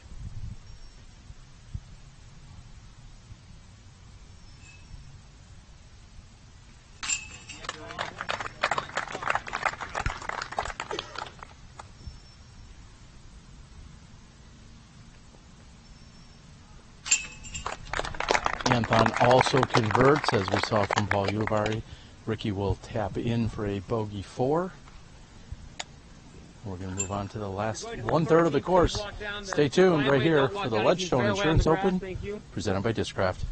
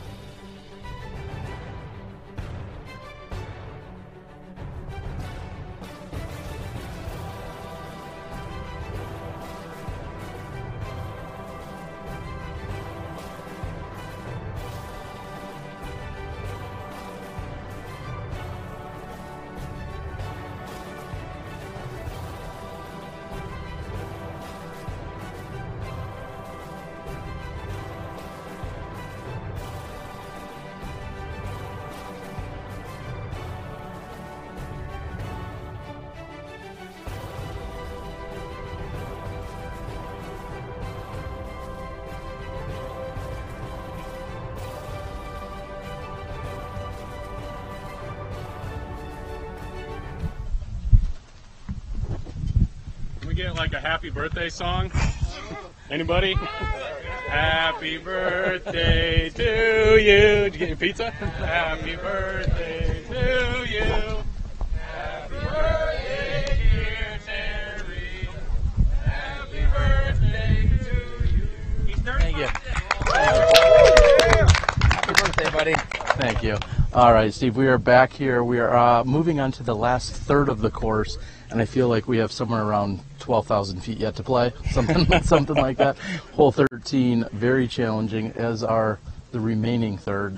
What are we going to see here? This is, in my opinion, one of the few valid par fives in the world. I don't know who it was, Macbeth or Ulibarri, but they said, so your first shot, if you do it right, you go over the water. Your second shot, you go over the water. And your third shot, you go over the water to have any kind of look at birdie. So this is very challenging. These guys are throwing into a headwind to make it even more challenging. We just saw AJ Risley, I presume, throw his drive, and this is just not an easy shot. It is not. And what are we seeing on the scores? I think they're going to turn our way. Looks like we see Josh Anthon currently sitting at 13 under par, tied with Ricky Wysocki. Quite a battle. The winds are up, and we're keeping an eye on the weather for the next 2 days. The weather looks like it's getting better on Sunday. It was 90% rain. Now it's down to 60. So at that rate, it should be down to about 0% by Sunday. Okay. Yeah. Well, we'll just count on that. That's what I'm doing. Math magic's working for us again. So what I would like to do, if I can, I'd love to pull Nate Heinold in here, do an interview with him, talk about giving money to Ledgestone. Giving money to Ledgestone. Well, that's how insurance companies work, I think. One of the long-term goals. But a short-term goal, giving money to St. Jude and all the great things that St. Jude does. Hey, Nate, can I pull you in? I'm going to step out. All right, I'm going to step to this side.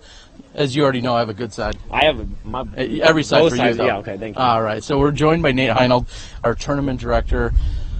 You've been running this for 6, 7, 10 years. How long has this event specifically been 31, running? that's how old I am. No, 7. This is the 7th year. 7th year, and here we are on the Disc Golf Pro Tour. But more importantly, you've raised a ton of money and given it to St. Jude over the last 2 years. This year, you're looking to do the same.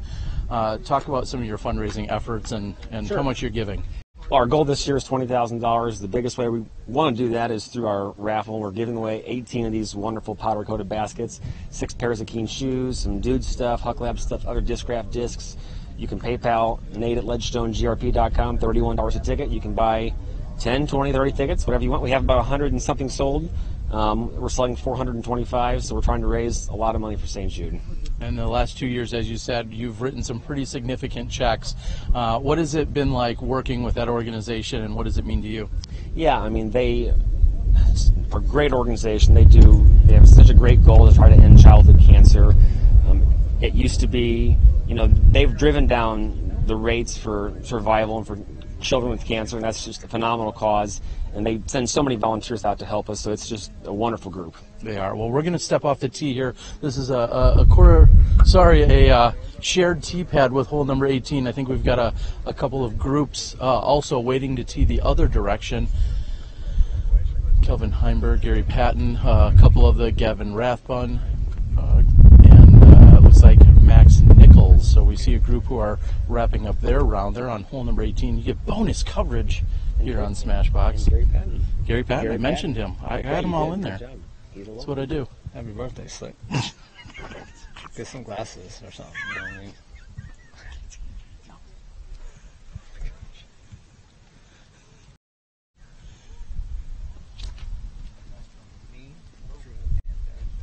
Nice shot. All right, well, Josh Anthon just handed me a wad of cash and said, happy birthday, and I have to get some new glasses. I'll buy some raffle tickets with that money. How's that sound? Thank you. I appreciate that. I'll do that. I would say that Eureka has bit back today. Yesterday it yielded some scores. Today it's taken it back. And it did give away plenty of birdies yesterday, as we saw the hot round by Josh Anthon, and today looks like everyone's just struggling to stay around par. Well, this course can change from day to day just by the wind. There's no need to change the pins. The course is completely different today.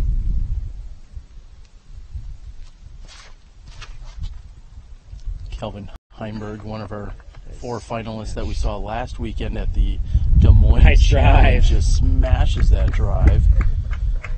And And this is local Gary Hatton.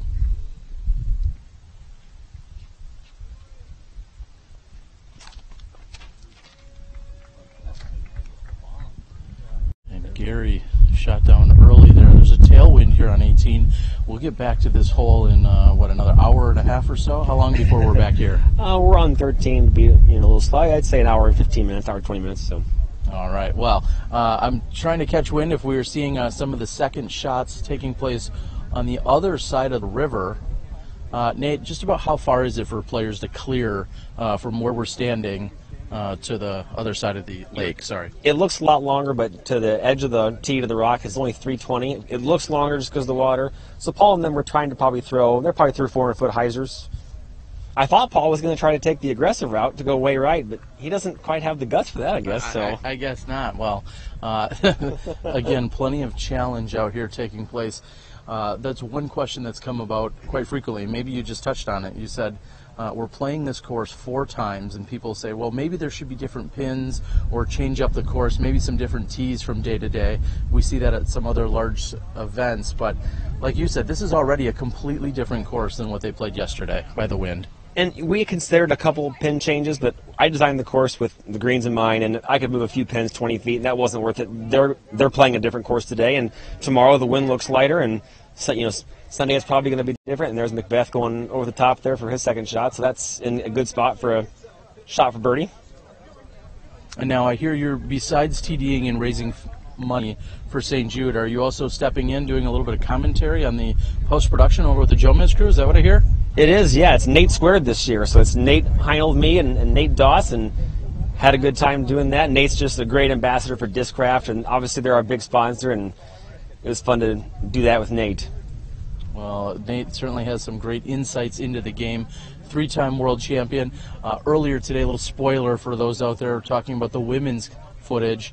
We saw Valerie Jenkins ultimately catch up and surpass Jessica Weiss a little bit earlier, and it's very exciting to see. They're in a great battle, so you're going to continue to see great shots throughout our coverage, but they're in a great battle right now, and they're starting to pull away from the rest of the field. Yeah, I watched the last couple holes of their round just to try to see how they were doing, and Val made a great 80-foot putt on 17, and she parked 18 and took the lead there, and she's really adjusted to the Discraft discs well, obviously, and Jessica, back from injury, has done her part. So it's great to see, and a couple of the people out here that are taking in the round that must have finished a little earlier. I see Drew Gibson has joined us. He's been walking with Josh Anthon, caddying for him, and I see Cale Avis got off in a distance. I believe he's probably going to be moving up to 18 here in a moment. And as I look off to my right, it looks like Steve Brinster canning a big putt on hole 17 on the postage stamp green, and Ulibarri is just about ready to go. We're going to get right back here to the action, folks. Again, plenty of golf to be played in these remaining 6 holes.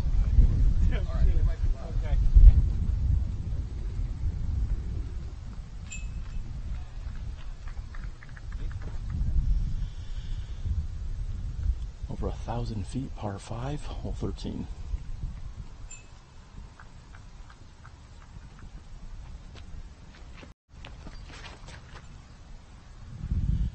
And Josh Anthon heading up to that right side, just looking to come down and inbounds. He stays dry.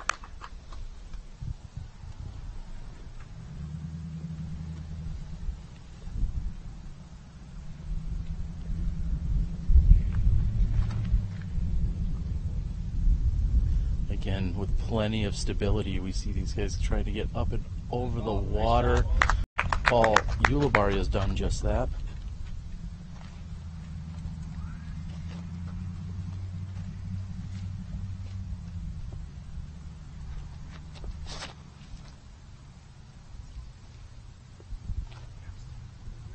Waisaki's hoping for that to sit, and he should be happy with that effort. Greg Barsby, 4th to tee.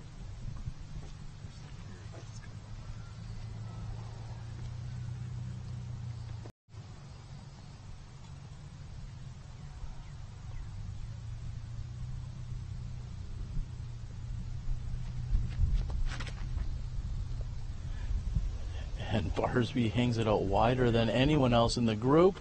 And he is rewarded, putting himself on the landing zone. We have a very long walk to the other side of the lake. We'll be back in a few moments after a word from our sponsors.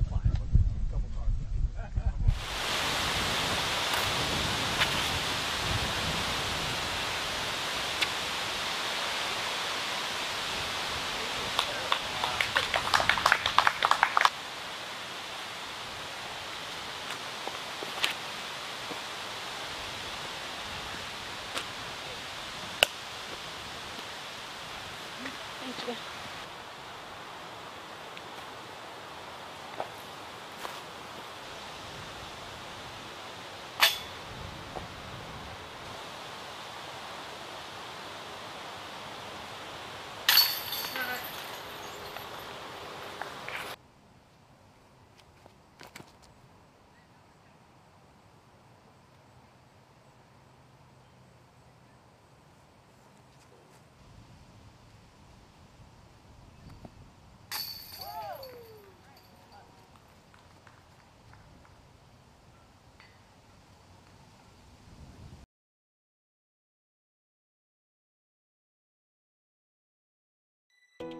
Three, two, one, go.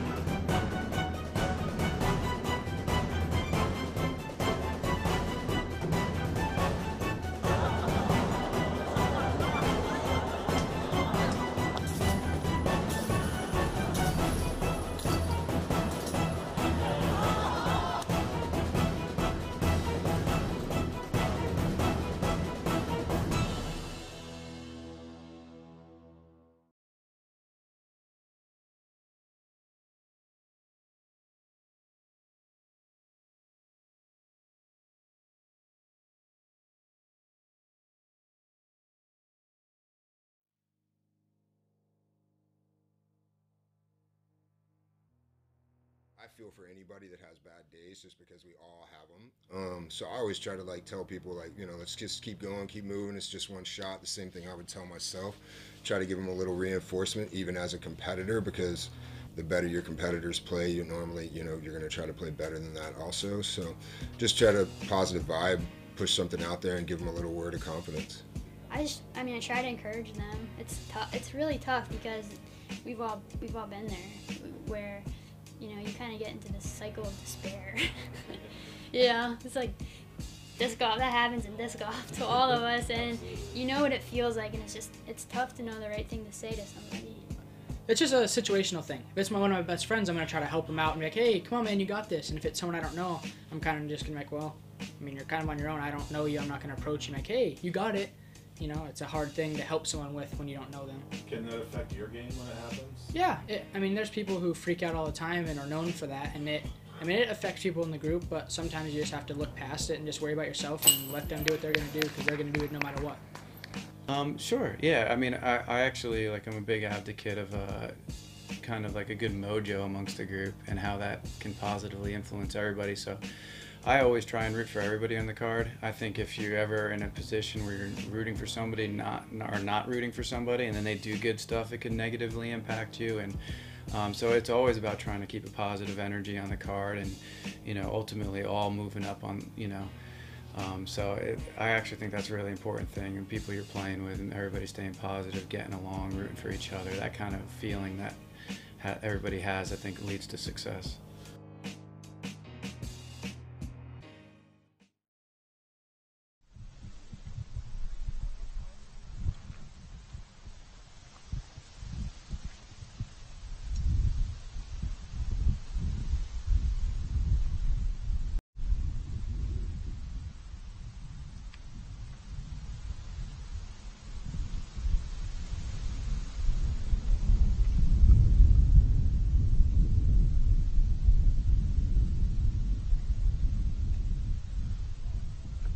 Josh goes with what I believe is an Excalibur out and over the water's edge. Drew Gibson, his caddy, gives him the low 5 on that.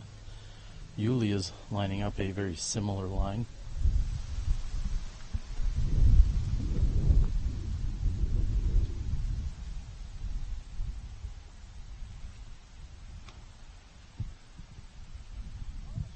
And launching it up over the water that's just fading back. It catches a tree branch.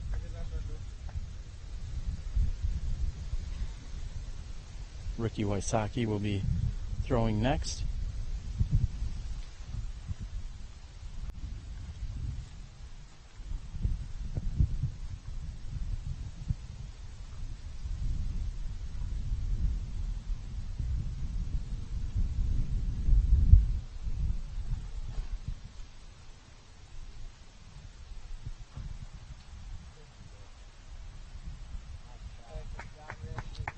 And the gallery back here likes it.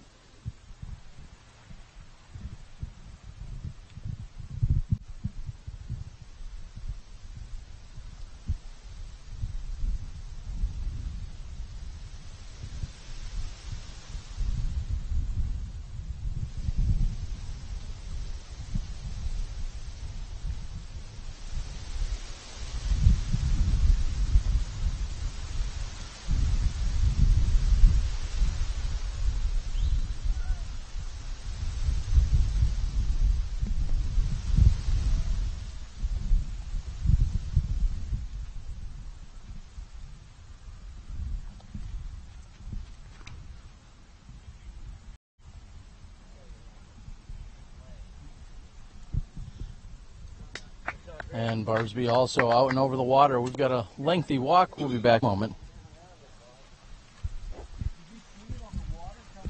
So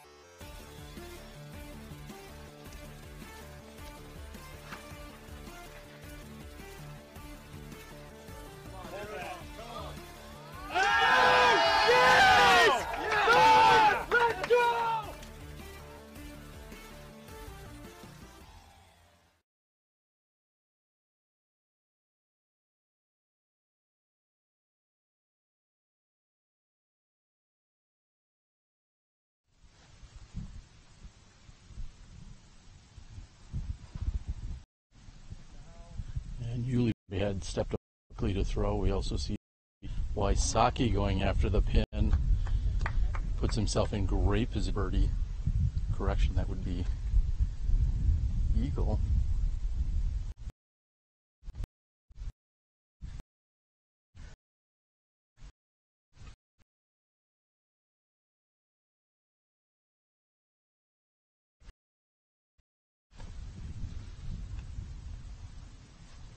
Basket and then sits down. He'll be looking at birdie, as will both Ulibarri and Wysocki.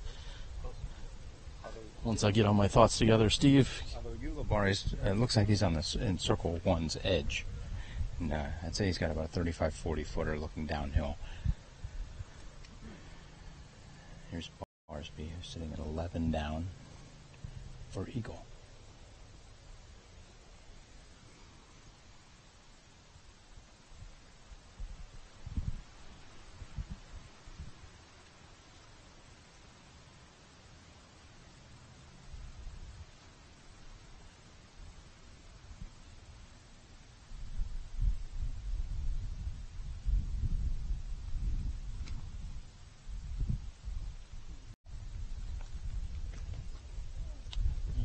the safer side. He was hoping for that to filter or push down to the right, closer to the pin. Steve, there seemed to be was it an on-site scoring correction that needed to take place? Yeah, there was a clarification on hole 10 as to whether Ricky had gone out of bounds. He, in fact, had gone out of bounds, but when the score went to be corrected, it was actually accidentally put onto, I think it was put onto Ulibarri's score. So Ulibarri's score was one off, and Wysocki's score was one off, and we've now corrected those online and on our leaderboard right here. Anton's 14 down, Ulibarri, Wysocki, and Barsby are all 11 down, and last I checked, Macbeth was also 11 down. So, there's a lot of rubber meeting the road right here, Terry.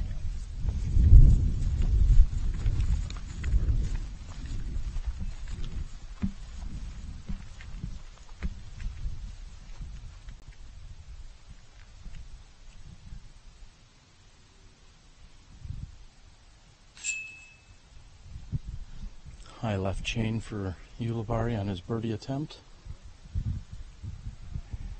That putter's let him down a couple of times today. Back on hole 11, here again on 13. It's about regrouping.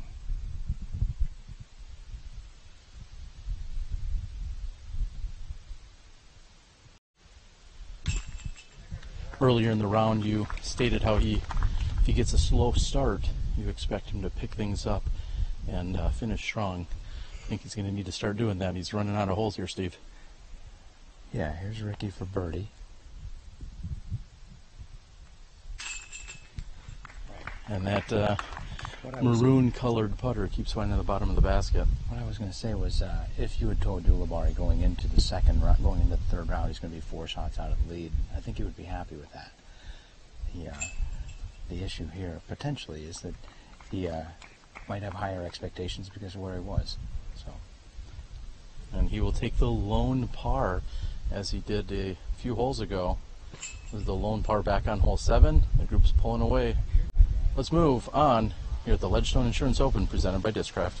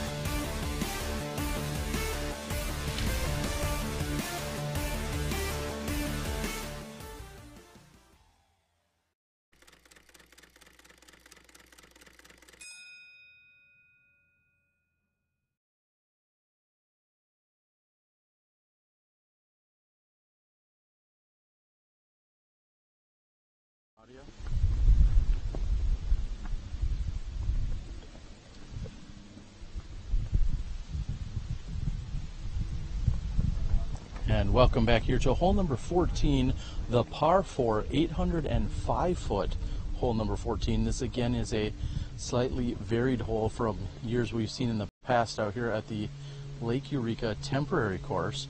And we have the chase card. It looks like AJ Risley is near the water's edge as we just walked up. I'm not certain if he, in fact, is OB or not. I think that he was.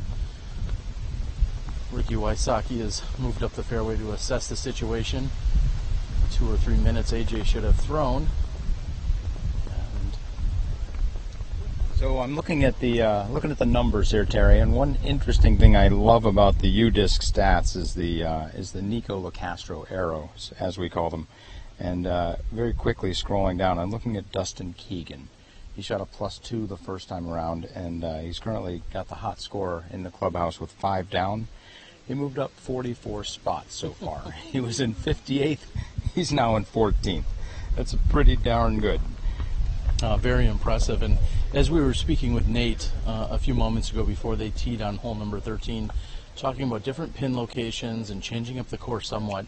And as we said, just a completely different course when this much wind has been added to it.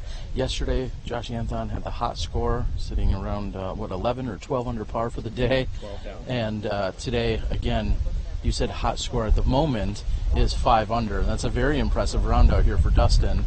And a lot of our competitors are hovering around that even mark, and that's a feat in itself. The card we're watching, this lead card, the guys are sitting at 1, 3, 3, and 4 down. And Paul McBeth is currently 5 down, sitting in 4th place, tied with Ulibarri. And interestingly, Colin Bailey, who's through 16, is also 5 down. So he moved up 8 spots. I guess that's one of the problems with not being in 50th. It's hard to move up more spots. But he's moved up 8 spots to sit in 6th place. Right behind him, Bobby Music and KJ Naibo round out the current second card for tomorrow.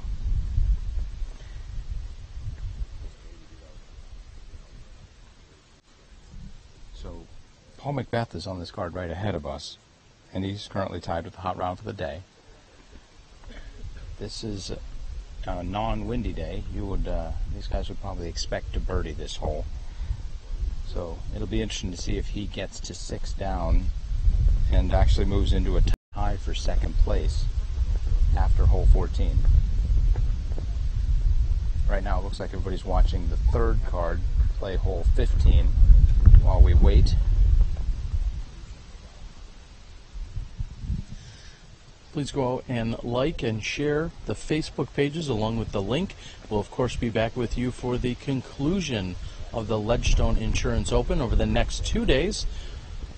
I think we'll be coming in around 2:30, 3 o'clock or so Central Time for the next few days. Is that the plan here, Steve? I think somewhere between 2:30 and 3, as long as we get our ducks in our cartons correctly. And I saw Greg Barsby and Josh Anton standing at the end of the tee. I see Greg Barsby sponsored by Innova Dude and Upper Park, and I'd like to welcome Upper Park Design on board as one of our newest premier partners. You probably saw the OB wall around the water tower hole, sponsored by Upper Park. And actually a couple holes ahead, we've got another new partner in Tempercraft, the Tempercraft water bottles. Double-walled 18-8 stainless steel construction. I know what the numbers 18 and 8 mean.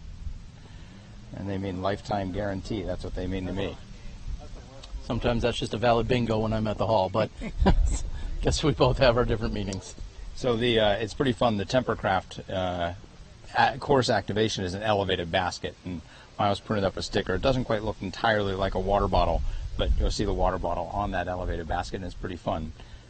So we have the Tempercraft elevated basket coming up on hole 15. It's a relatively short uphill hole, and the elevated basket just makes it so you have to get that much closer when you do your approach shot. Or actually on that hole on your drive.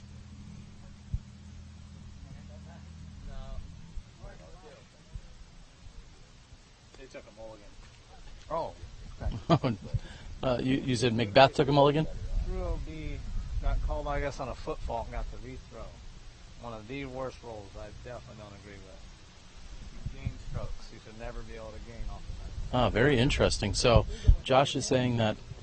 Not just because it's him. No. So Josh is telling us that Paul McBeth had thrown...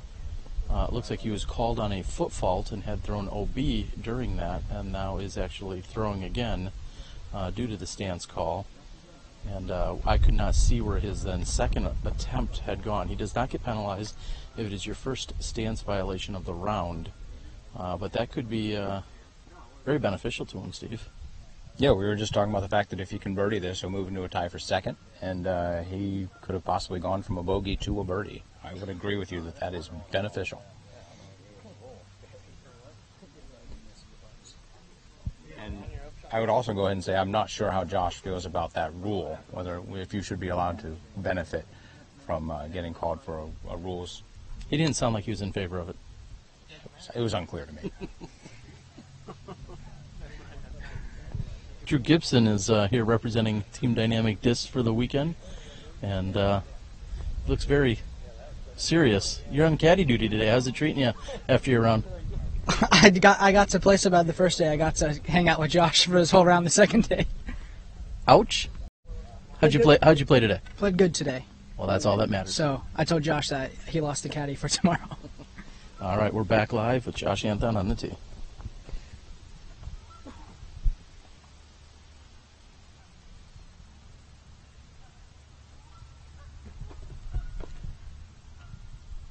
Come on, dude, go. And what a great shot here by Josh Anthon after the wait.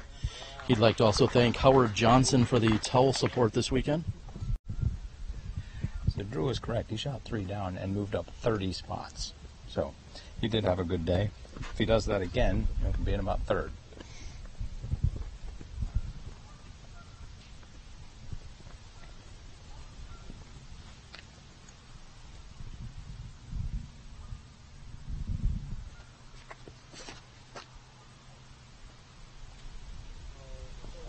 Wysocki's turns very late, and a very stern self-fist bump by Wysocki.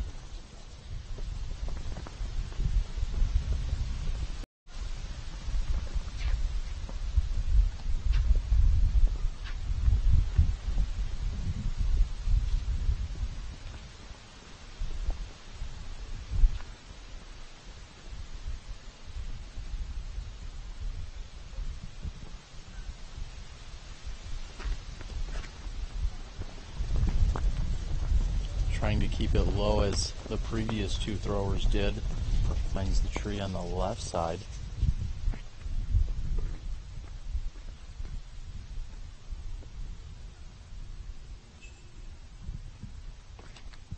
And just as Yuli steps up to throw, there's a calmness of wind. Kisses off the tree, continues to hyzer. He'll be in a decent position from there. We'll be back in a few moments after the women play hole 14 at Sunset Hills.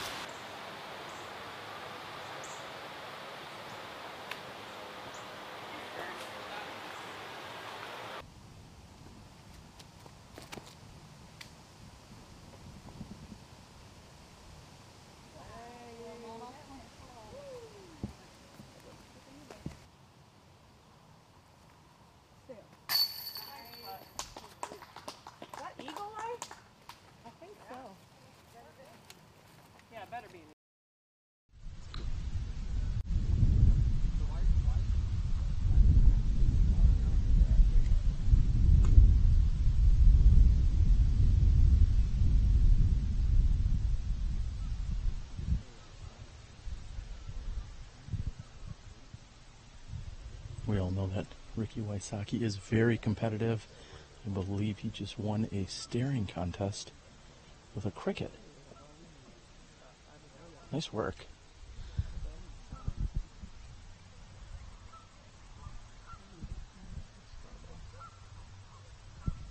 Greg Barsby ready to go here after having this short drive which hit the tree on the left side of the fairway.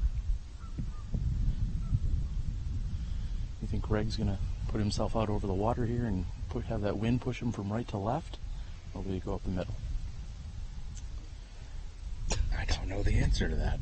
I know if he's going hyzer. If I had his skills, I would go out over the water and say, I want to win this thing. He was right up there with the European Open, and I think he's going again. He was in 38th place in our power rankings, moved up to 31st. If he can stay in the top 2 or 3, I think we'll see him in the top 25 after this event. He opts for the turnover, which is heading still toward the water after a late turn. And he has found himself OB. He'll have to take that back at least 75 feet from where he actually landed. That was the last time he was in bounds. If he had taken the hyzer route and not made it, he would have gotten a total of 75 feet. So still potentially a better play. And then there's always the non-OB route. That is the third option.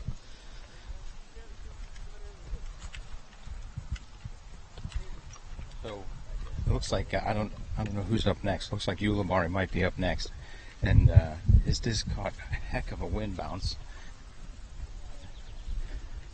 and he was concerned it was going OB until this tree decided to save him.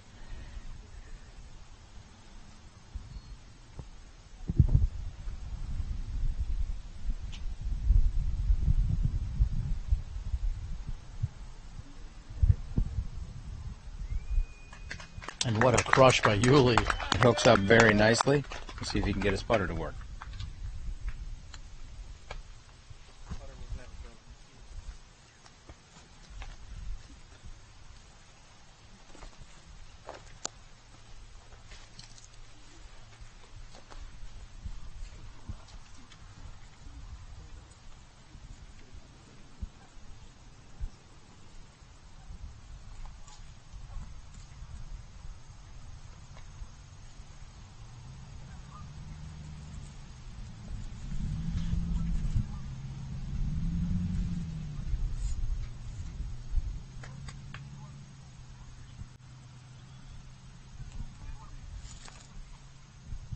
And thanks to our scores over at UDisc Live, we can see the challenge is taking place on the second card. Paul McBeth sitting at 5 under par. His card mates are +5, +7, and +10. So Paul keeping to himself as he battles through this round.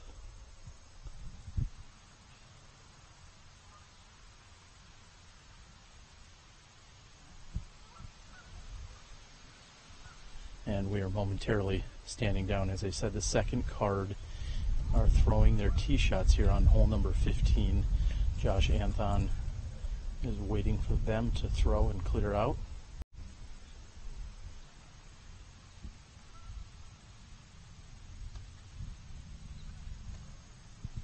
A moment ago, AJ first it was McBeth, then AJ Risley. Just saw Michael Johansson of Team Discraft. And looks like a freshly groomed and shaved Eric Oakley. Thanks again, Eric. Looking good, buddy.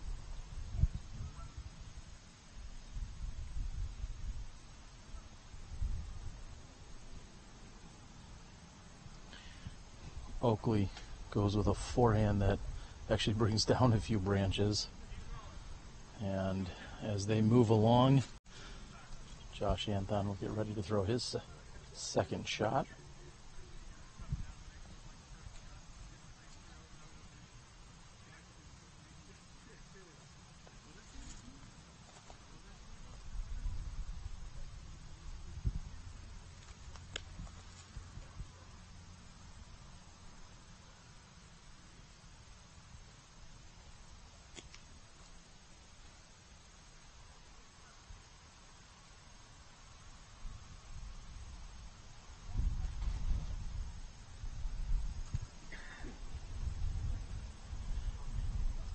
And Josh will find himself safe on the left side of the pin as we move out to the furthest point away here on the course. This course has really grown and expanded and been altered throughout the years. Nate taking feedback from the players over the last 2 years this course has been used.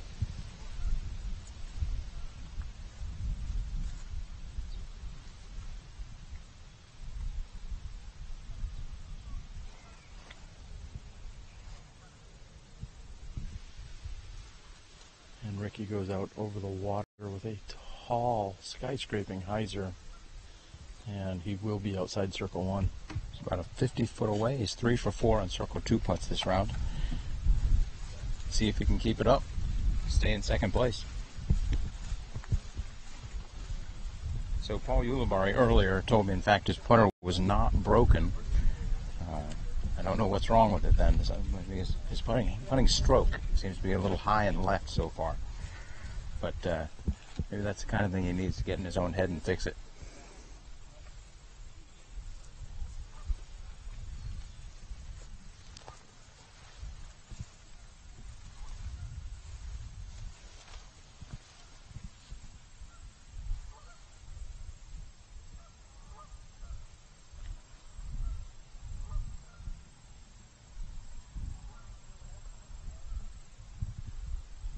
Checks up for Barsby, also inside the circle. He'll probably be able to save bogey.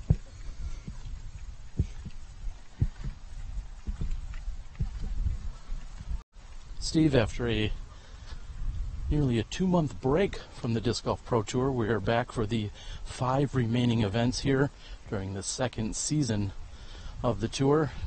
You ready to get back at it? Busy few weeks coming up. Yeah, this is going to be just like the very first swing. This is, in my opinion, how it should ideally be done. Every other week we have a big event. During the off weeks we put out a recap of the previous event and talk about what's about to come up. See who's in position for the Tour Championship, which is the 5th of the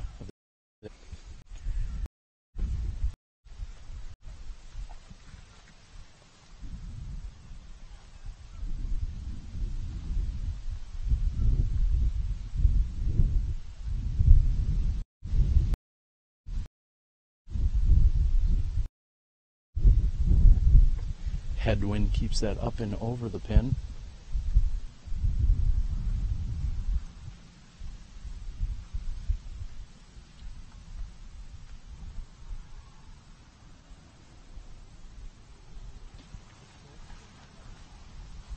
And Waisaki's off the front of the basket. He's going to move to 3 for 5 from circle 2.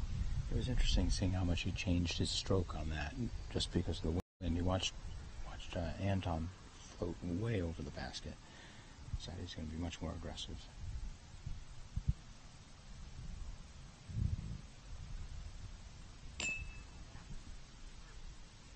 And that seemed to just drop out from under him. Again, headwind putt. That seemed to defy the wind from what I would have expected, and clearly what Greg expected. That's going to be a double bogey for Greg.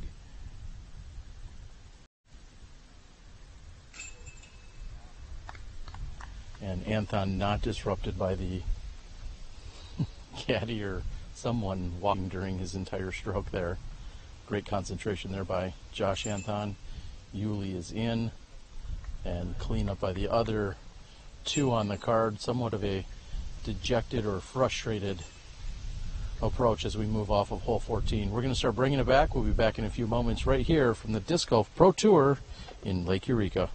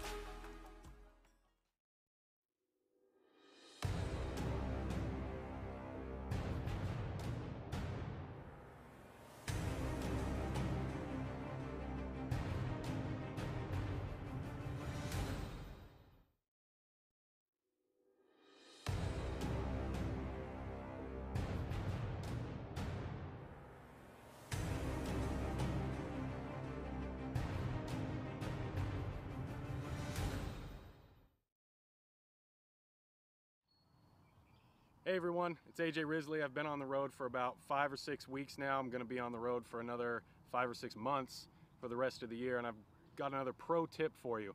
When you're playing as much golf as I do and as the rest of the touring pros do, you are on your feet for pretty much 5 or 6 days out of the week, so that means that your feet are going to be pretty tired. So what I like to do is I always have a nice pair of flip-flops in the trunk and usually an extra pair of socks to change into right when I get off the course, because I know my dogs are definitely barking.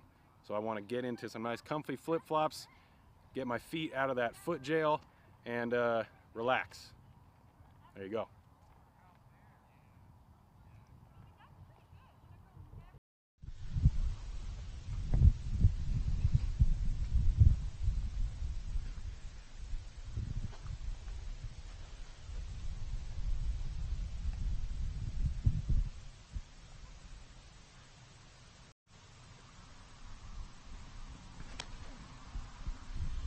Hole 15, 315 feet, and it seems like a mental turnover is the play. There is a mandatory, so players must go left of the tree directly in front of them.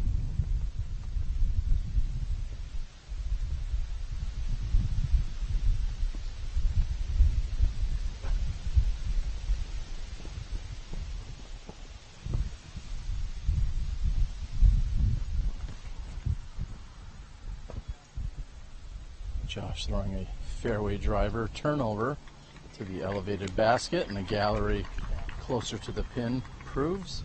Ricky with a forehand.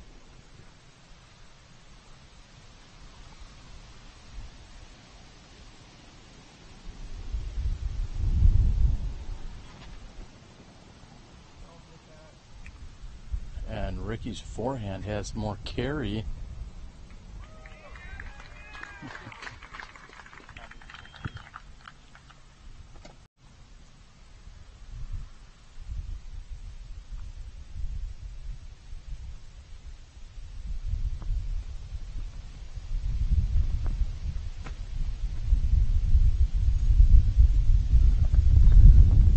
Also the left to right wind pushing on Barsby. Let's see how the women did earlier on hole 15.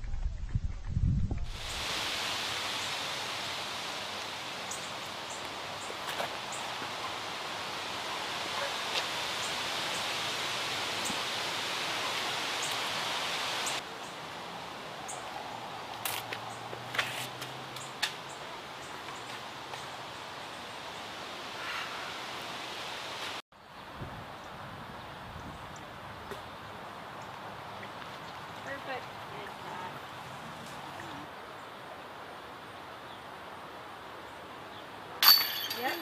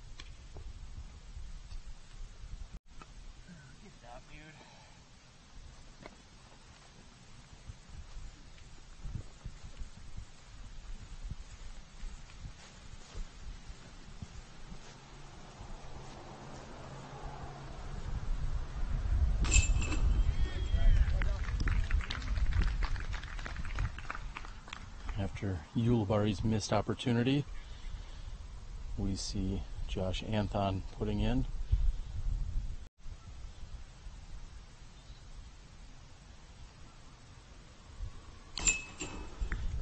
Yuli cleans up for the par. However, this will be the third time we've seen the other three competitors in the group all pick up the birdies, and unfortunately Ulibarri not keeping pace here.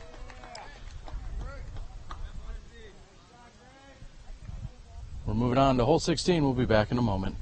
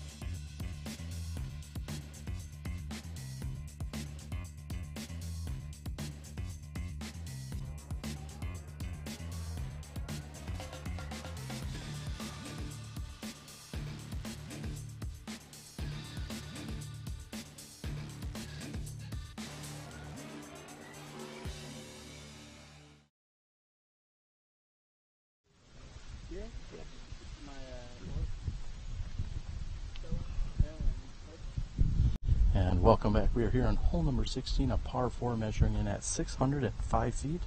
Josh Anthon on the tee.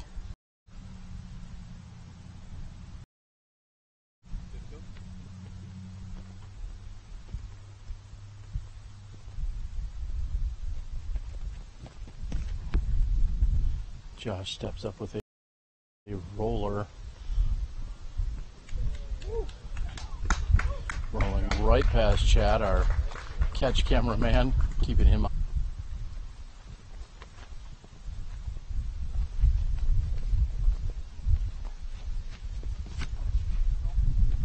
And Waisaki, little T-pad yoga here.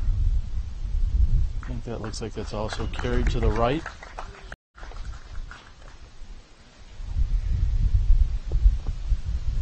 Barsby will be third to throw, also letting you know that we should be fully caught up with our UDisc live scoring app. Thank you to UDisc and all of our volunteers who have helped throughout the weekend.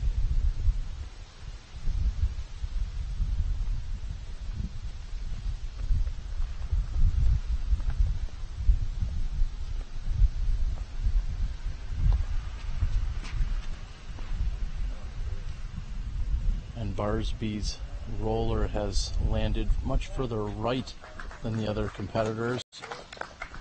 However, it rolls off in a distance where we can no longer see it.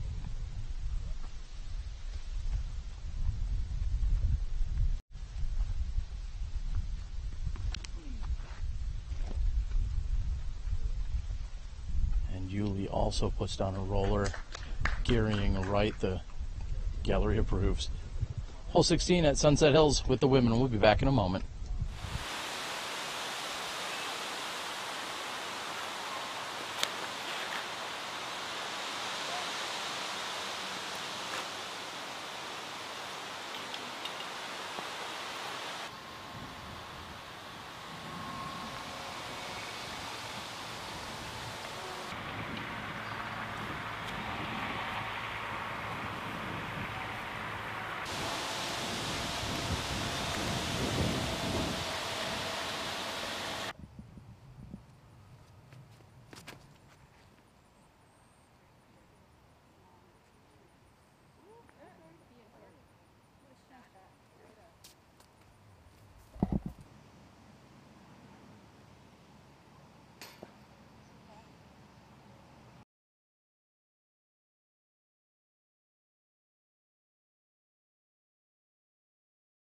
I started my morning.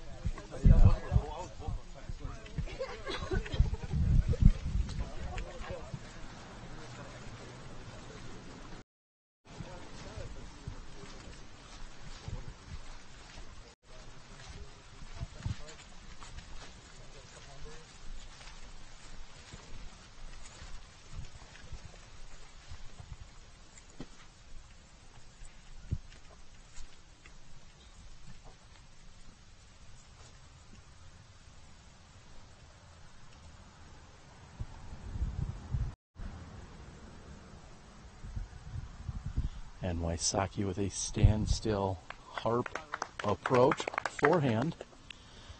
Many of you are very familiar with seeing Waisaki use that disc, especially in that situation.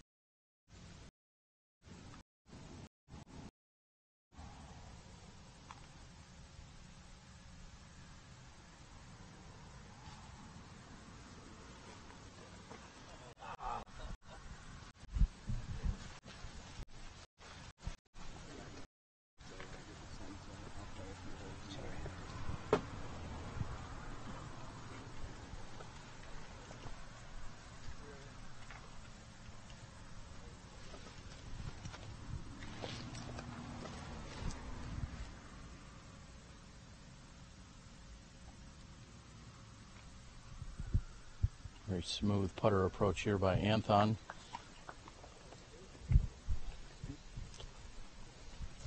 Drew Gibson still on the bag.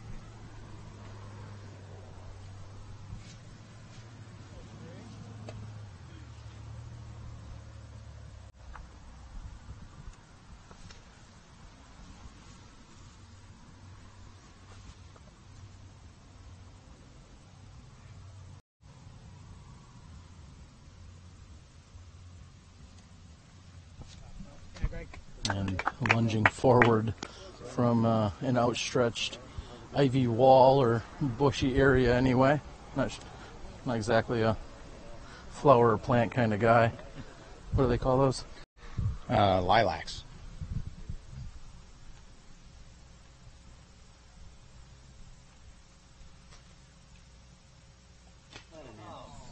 And a step putt by Ulibarri, which catches a rim and rolls away.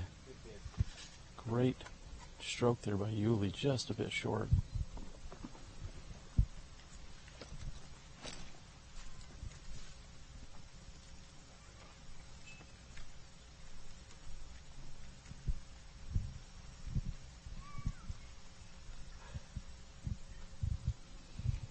And after that unfortunate roll away, it looks like Ulibarri still will be out. Paul coming off of a win last weekend at the Brent Hambrook Memorial. Picked up a PDGA A-tier, also the site of his first A-tier win 6 years ago.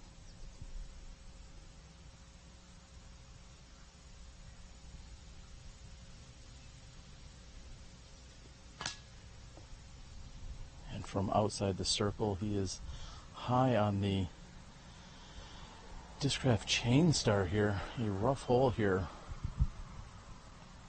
I apologize, that was a national tour victory 6 years ago, actually.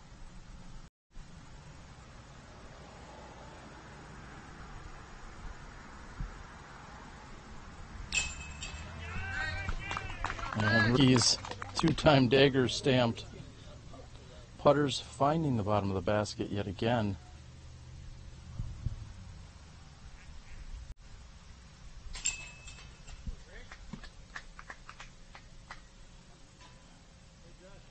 And in just a moment, we're going to move over to the beautiful hole number 17. Just 2 left to play. Stay tuned. You're watching live action right here on the Disc Golf Pro Tour, the Ledgestone Insurance Open, presented by Discraft.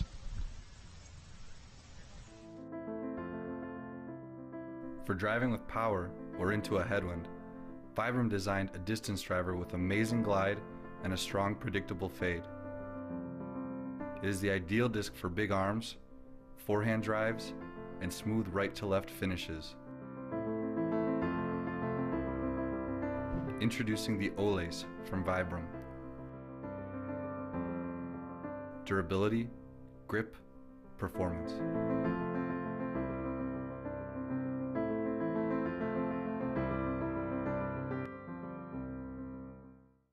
At Disc Golf Center, we strive to provide the best customer service and value. With our live inventory of over 20,000 discs, we have the widest selection and the best prices. Check out discgolfcenter.com to see what we have to offer, including free shipping within the United States on all orders over $12 and a customer rewards program that gets better over time. Visit discgolfcenter.com, the world's largest disc golf store.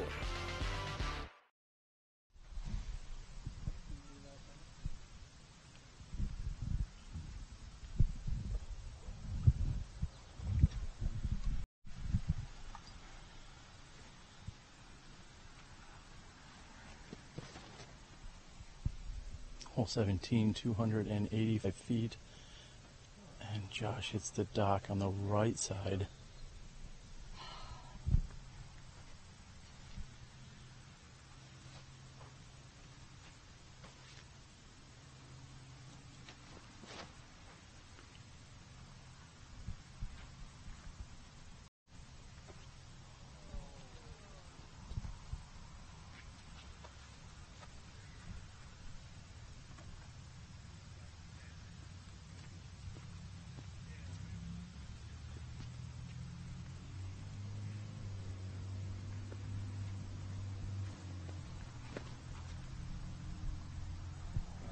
Barsby opts for the forehand after seeing 2 backhands.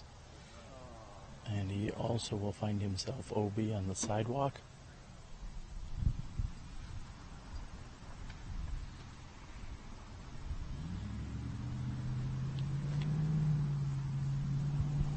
And Yuli takes a higher, wider approach and sticks the landing. Ulibarri's picking up strokes here on hole 17. We have a long walk. We'll be back in a moment.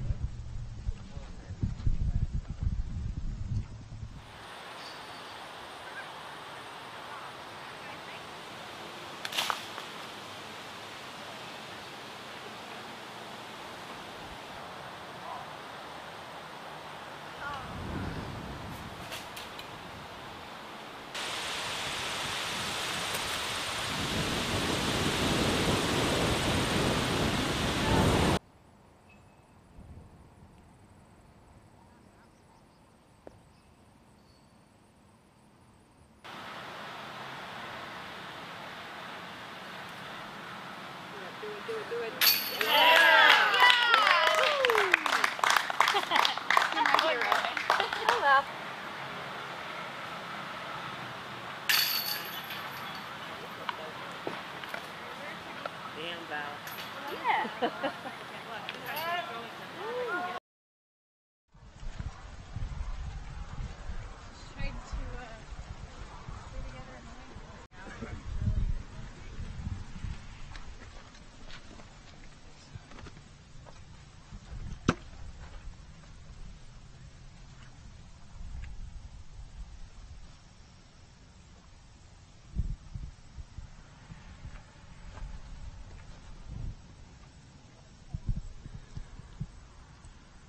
Great forehand flick here by Josh Anthon from the drop zone.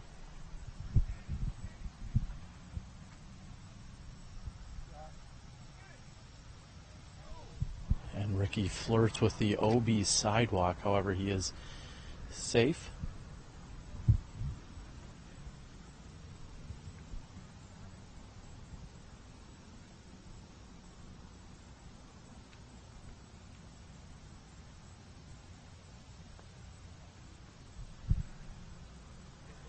And no problems for Barsby. We're going to move on to the green where Yuli will be picking up 2 strokes at least on the entire card.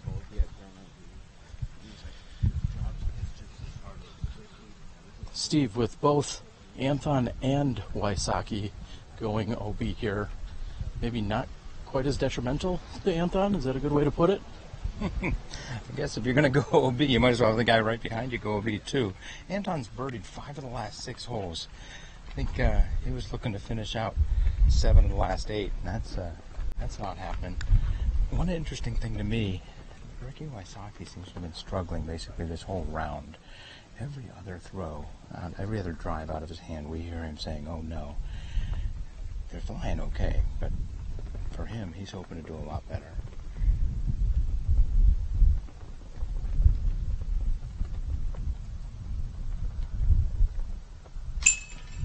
Well, and speaking to that, he has very high standards for himself, and I'd say if he shot 18 under, he'd still feel like he left a few out there.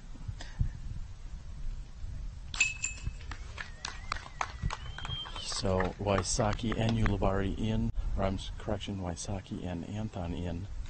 They'll take 4s, as will Greg Barsby, taking the tee and a 2-stroke advantage on hole 17 is Paul Ulibarri. We've got just 1 to play. We're watching the chase card move off the tee on 18. We'll be back with you in a few moments after a word from our sponsors here at the Ledgestone Insurance Open presented by Discraft.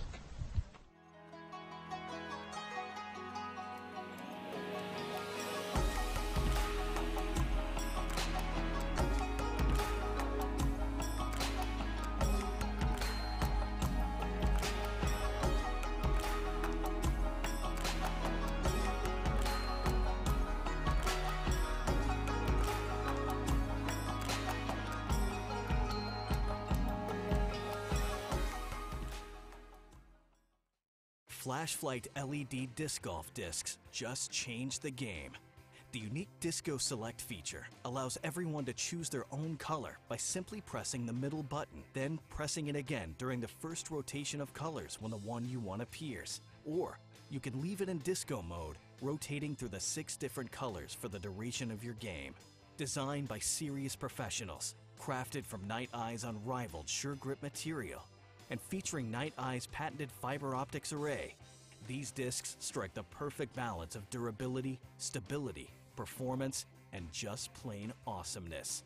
With easily replaceable batteries and an uber-long life, the Flashlight driver, mid-range, and putter will shine as they blaze your path to victory, day or night. Night Eyes. Discover your solution.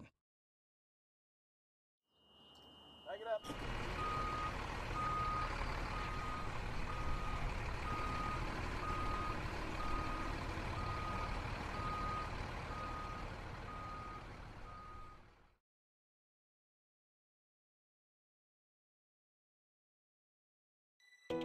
Three, two, one, go.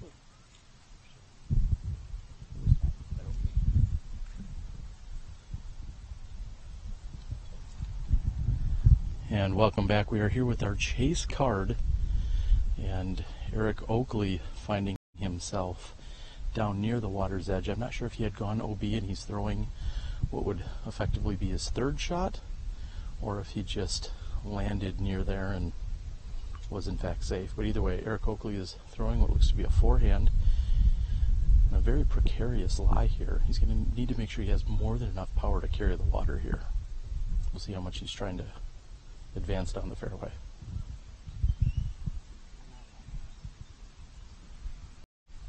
He bites off a safe amount.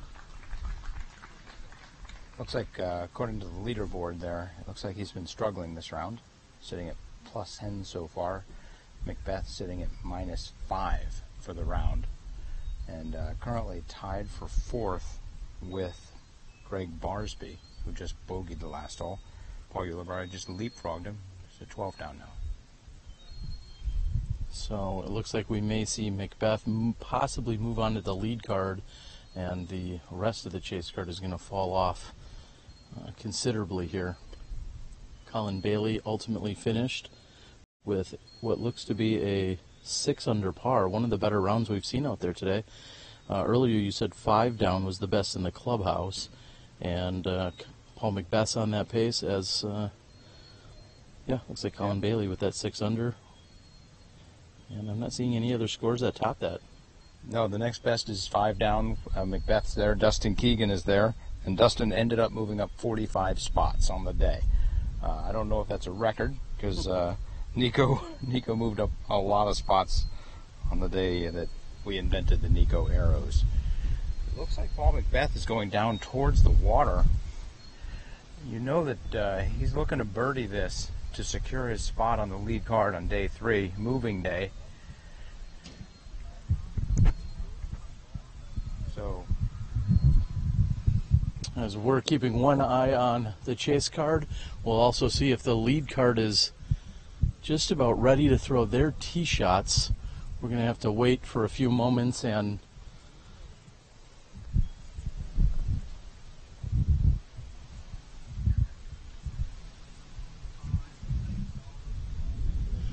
as we said, a shared gallery.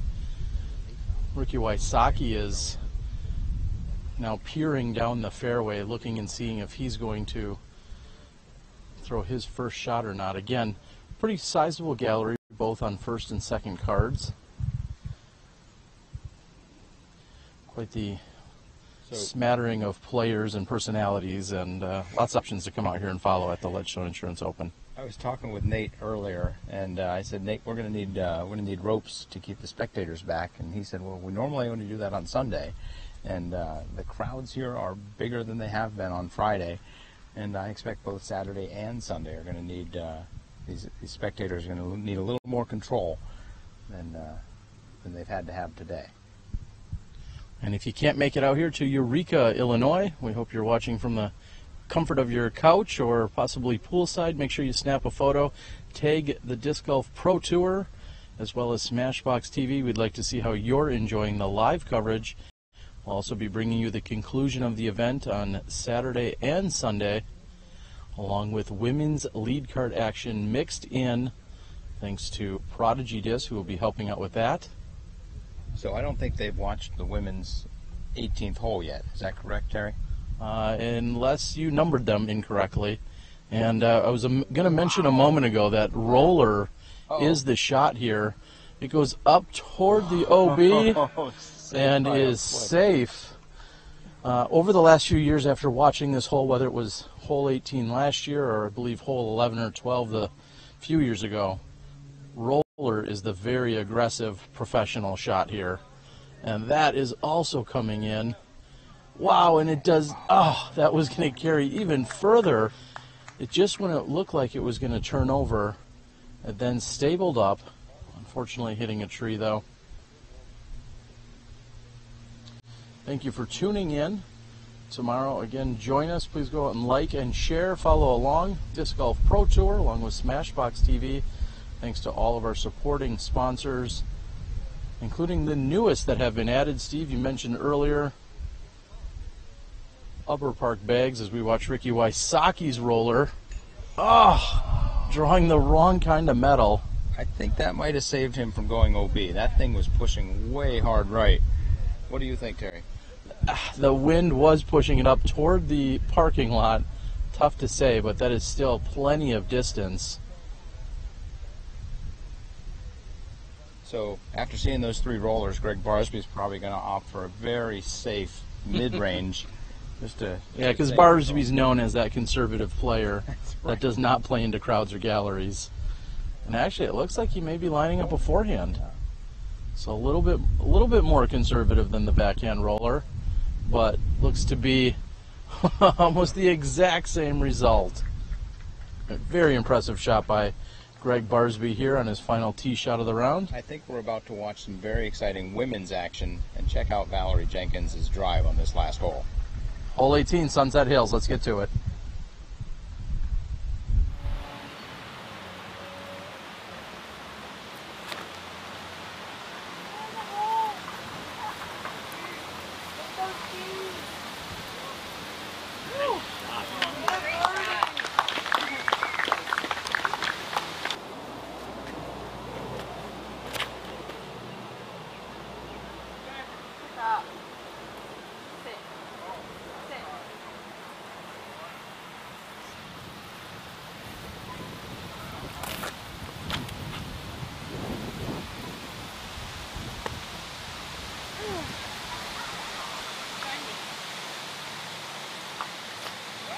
I do like you, but I don't want.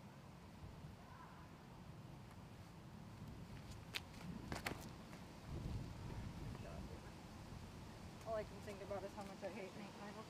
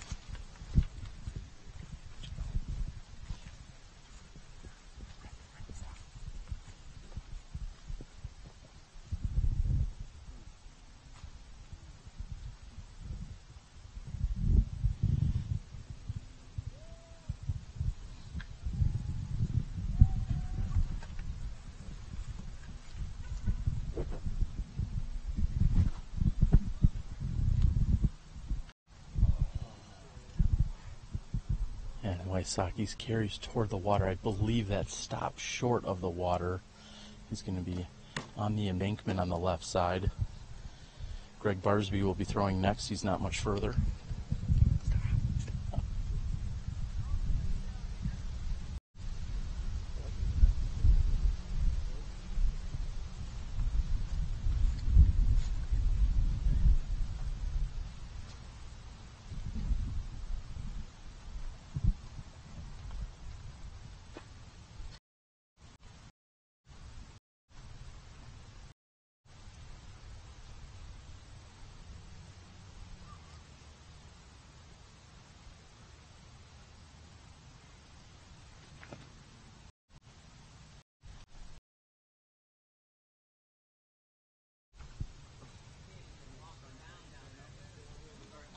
And tough to tell exactly where Barsby's side.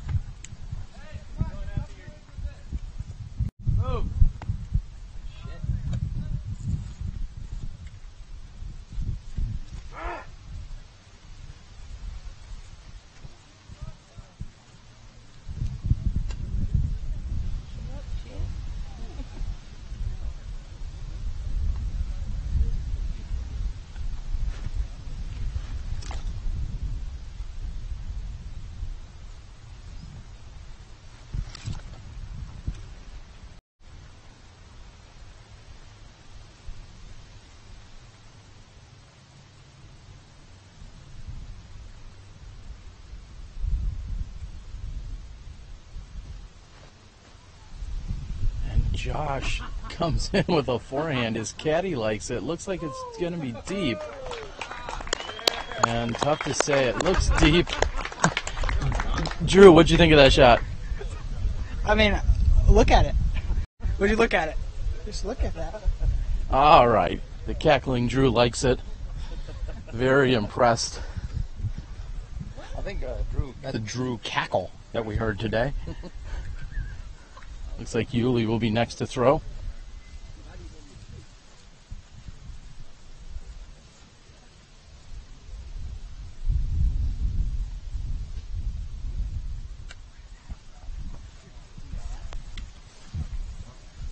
Yuli also goes with a forehand. That is the move here, as it is going to be fighting the slope of the fairway here. Barsby very quick to throw.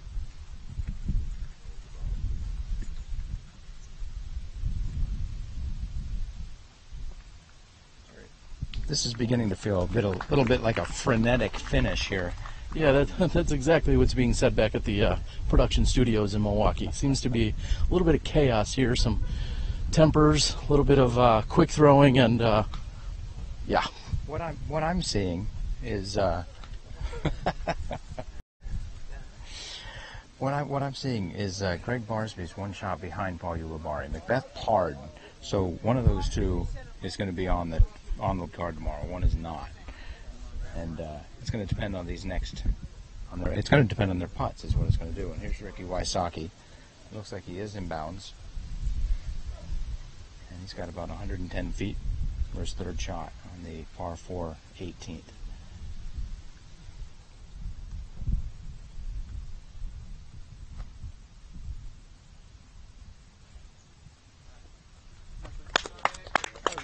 Smooth forehand by Wysocki. I have now heard conflicting both inbounds and out of bounds. I've heard both. Oh. So we'll see if we can get a clarification on that.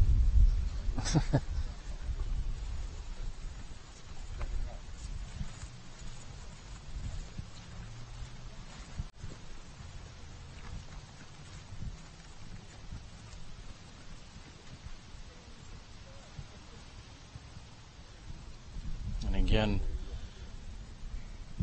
Josh Anthon with a very impressive forehand. We'll see if he can finish this round off here on hole 18 with this putt.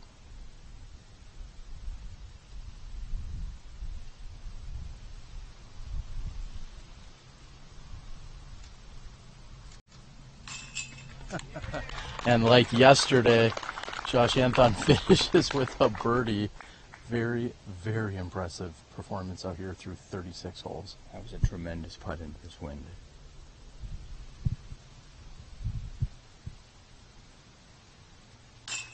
Nice. Another great putt from just inside the circle, about 30 feet for Paul Ulibarri. And that putt will secure his spot on the lead card tomorrow. Barsby will tap in, as will Ricky Wysocki. Yeah, Paul. All right, Steve, as we conclude here, we are 36 holes through the tournament, and plenty of excitement, just as one would expect here at the Ledgestone Insurance Open. This course is set up for excitement, and these guys definitely throwed us. The wind knocked 6 strokes off the hot round, so it'll be interesting to see if the wind stays here or if these guys can play hot tomorrow. I believe our lead card is going to be Josh Anthon, Ricky Wysocki, Paul Macbeth, and Paul Ulibarri. Well, really no surprises on that lead card. Again, halfway through, do you think there'll be any game changes, anything that they're going to do differently when they come out here tomorrow? Or they're just going to have to play each hole as they go with these wind and conditions? Tomorrow's moving day. I think these guys are basically going to try to set themselves up, be within a couple strokes of the lead. If it's Josh, he's probably going to continue to play aggressive like he always does. And then on the final day, I think these guys are going to have to step it up and be super aggressive on this very dangerous course. Well, just 2 months ago, we watched Josh Anthon get the door closed on him on the final hole. Ricky Wysocki stepped up in Utah and aced the final hole for the walk-off. The roles might be different this week. We'll see. Josh Anthon seems to have the upper hand, and we'll see how this is going to wrap up. I'm looking forward to seeing the final few days here of the Ledgestone Insurance Open, presented by Discraft. That's right. That's Steve Dodge. Well, I'd like to thank everyone for joining us here. I couldn't think of a better way to spend my birthday than following 2 rounds of golf. Sunset Hills with our women's second card, and then out here for our live lead card today. It's been very exciting. Ready to go out and relax so I can come back tomorrow. I want to thank Johnny V and Gary to the O back at home, along with Chad and Rick on the camera, Steve Dodge for co-commentating. We'll see you guys tomorrow as we bring in Moving Day for the Ledgestone Insurance Open presented by Discraft.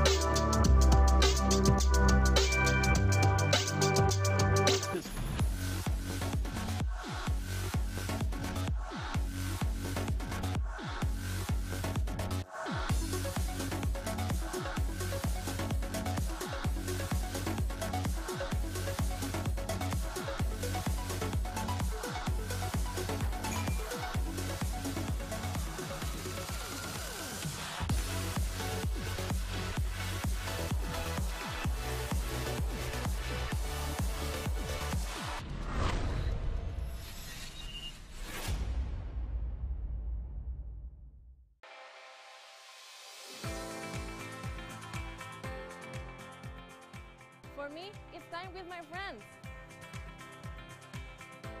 For me, it's a walk in the park. For me, it's my job. Go in. Oh.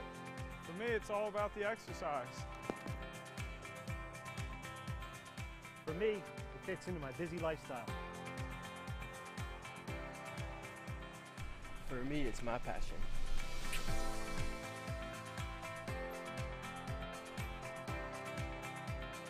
For us, it doesn't cost much to play. For me, it's fun.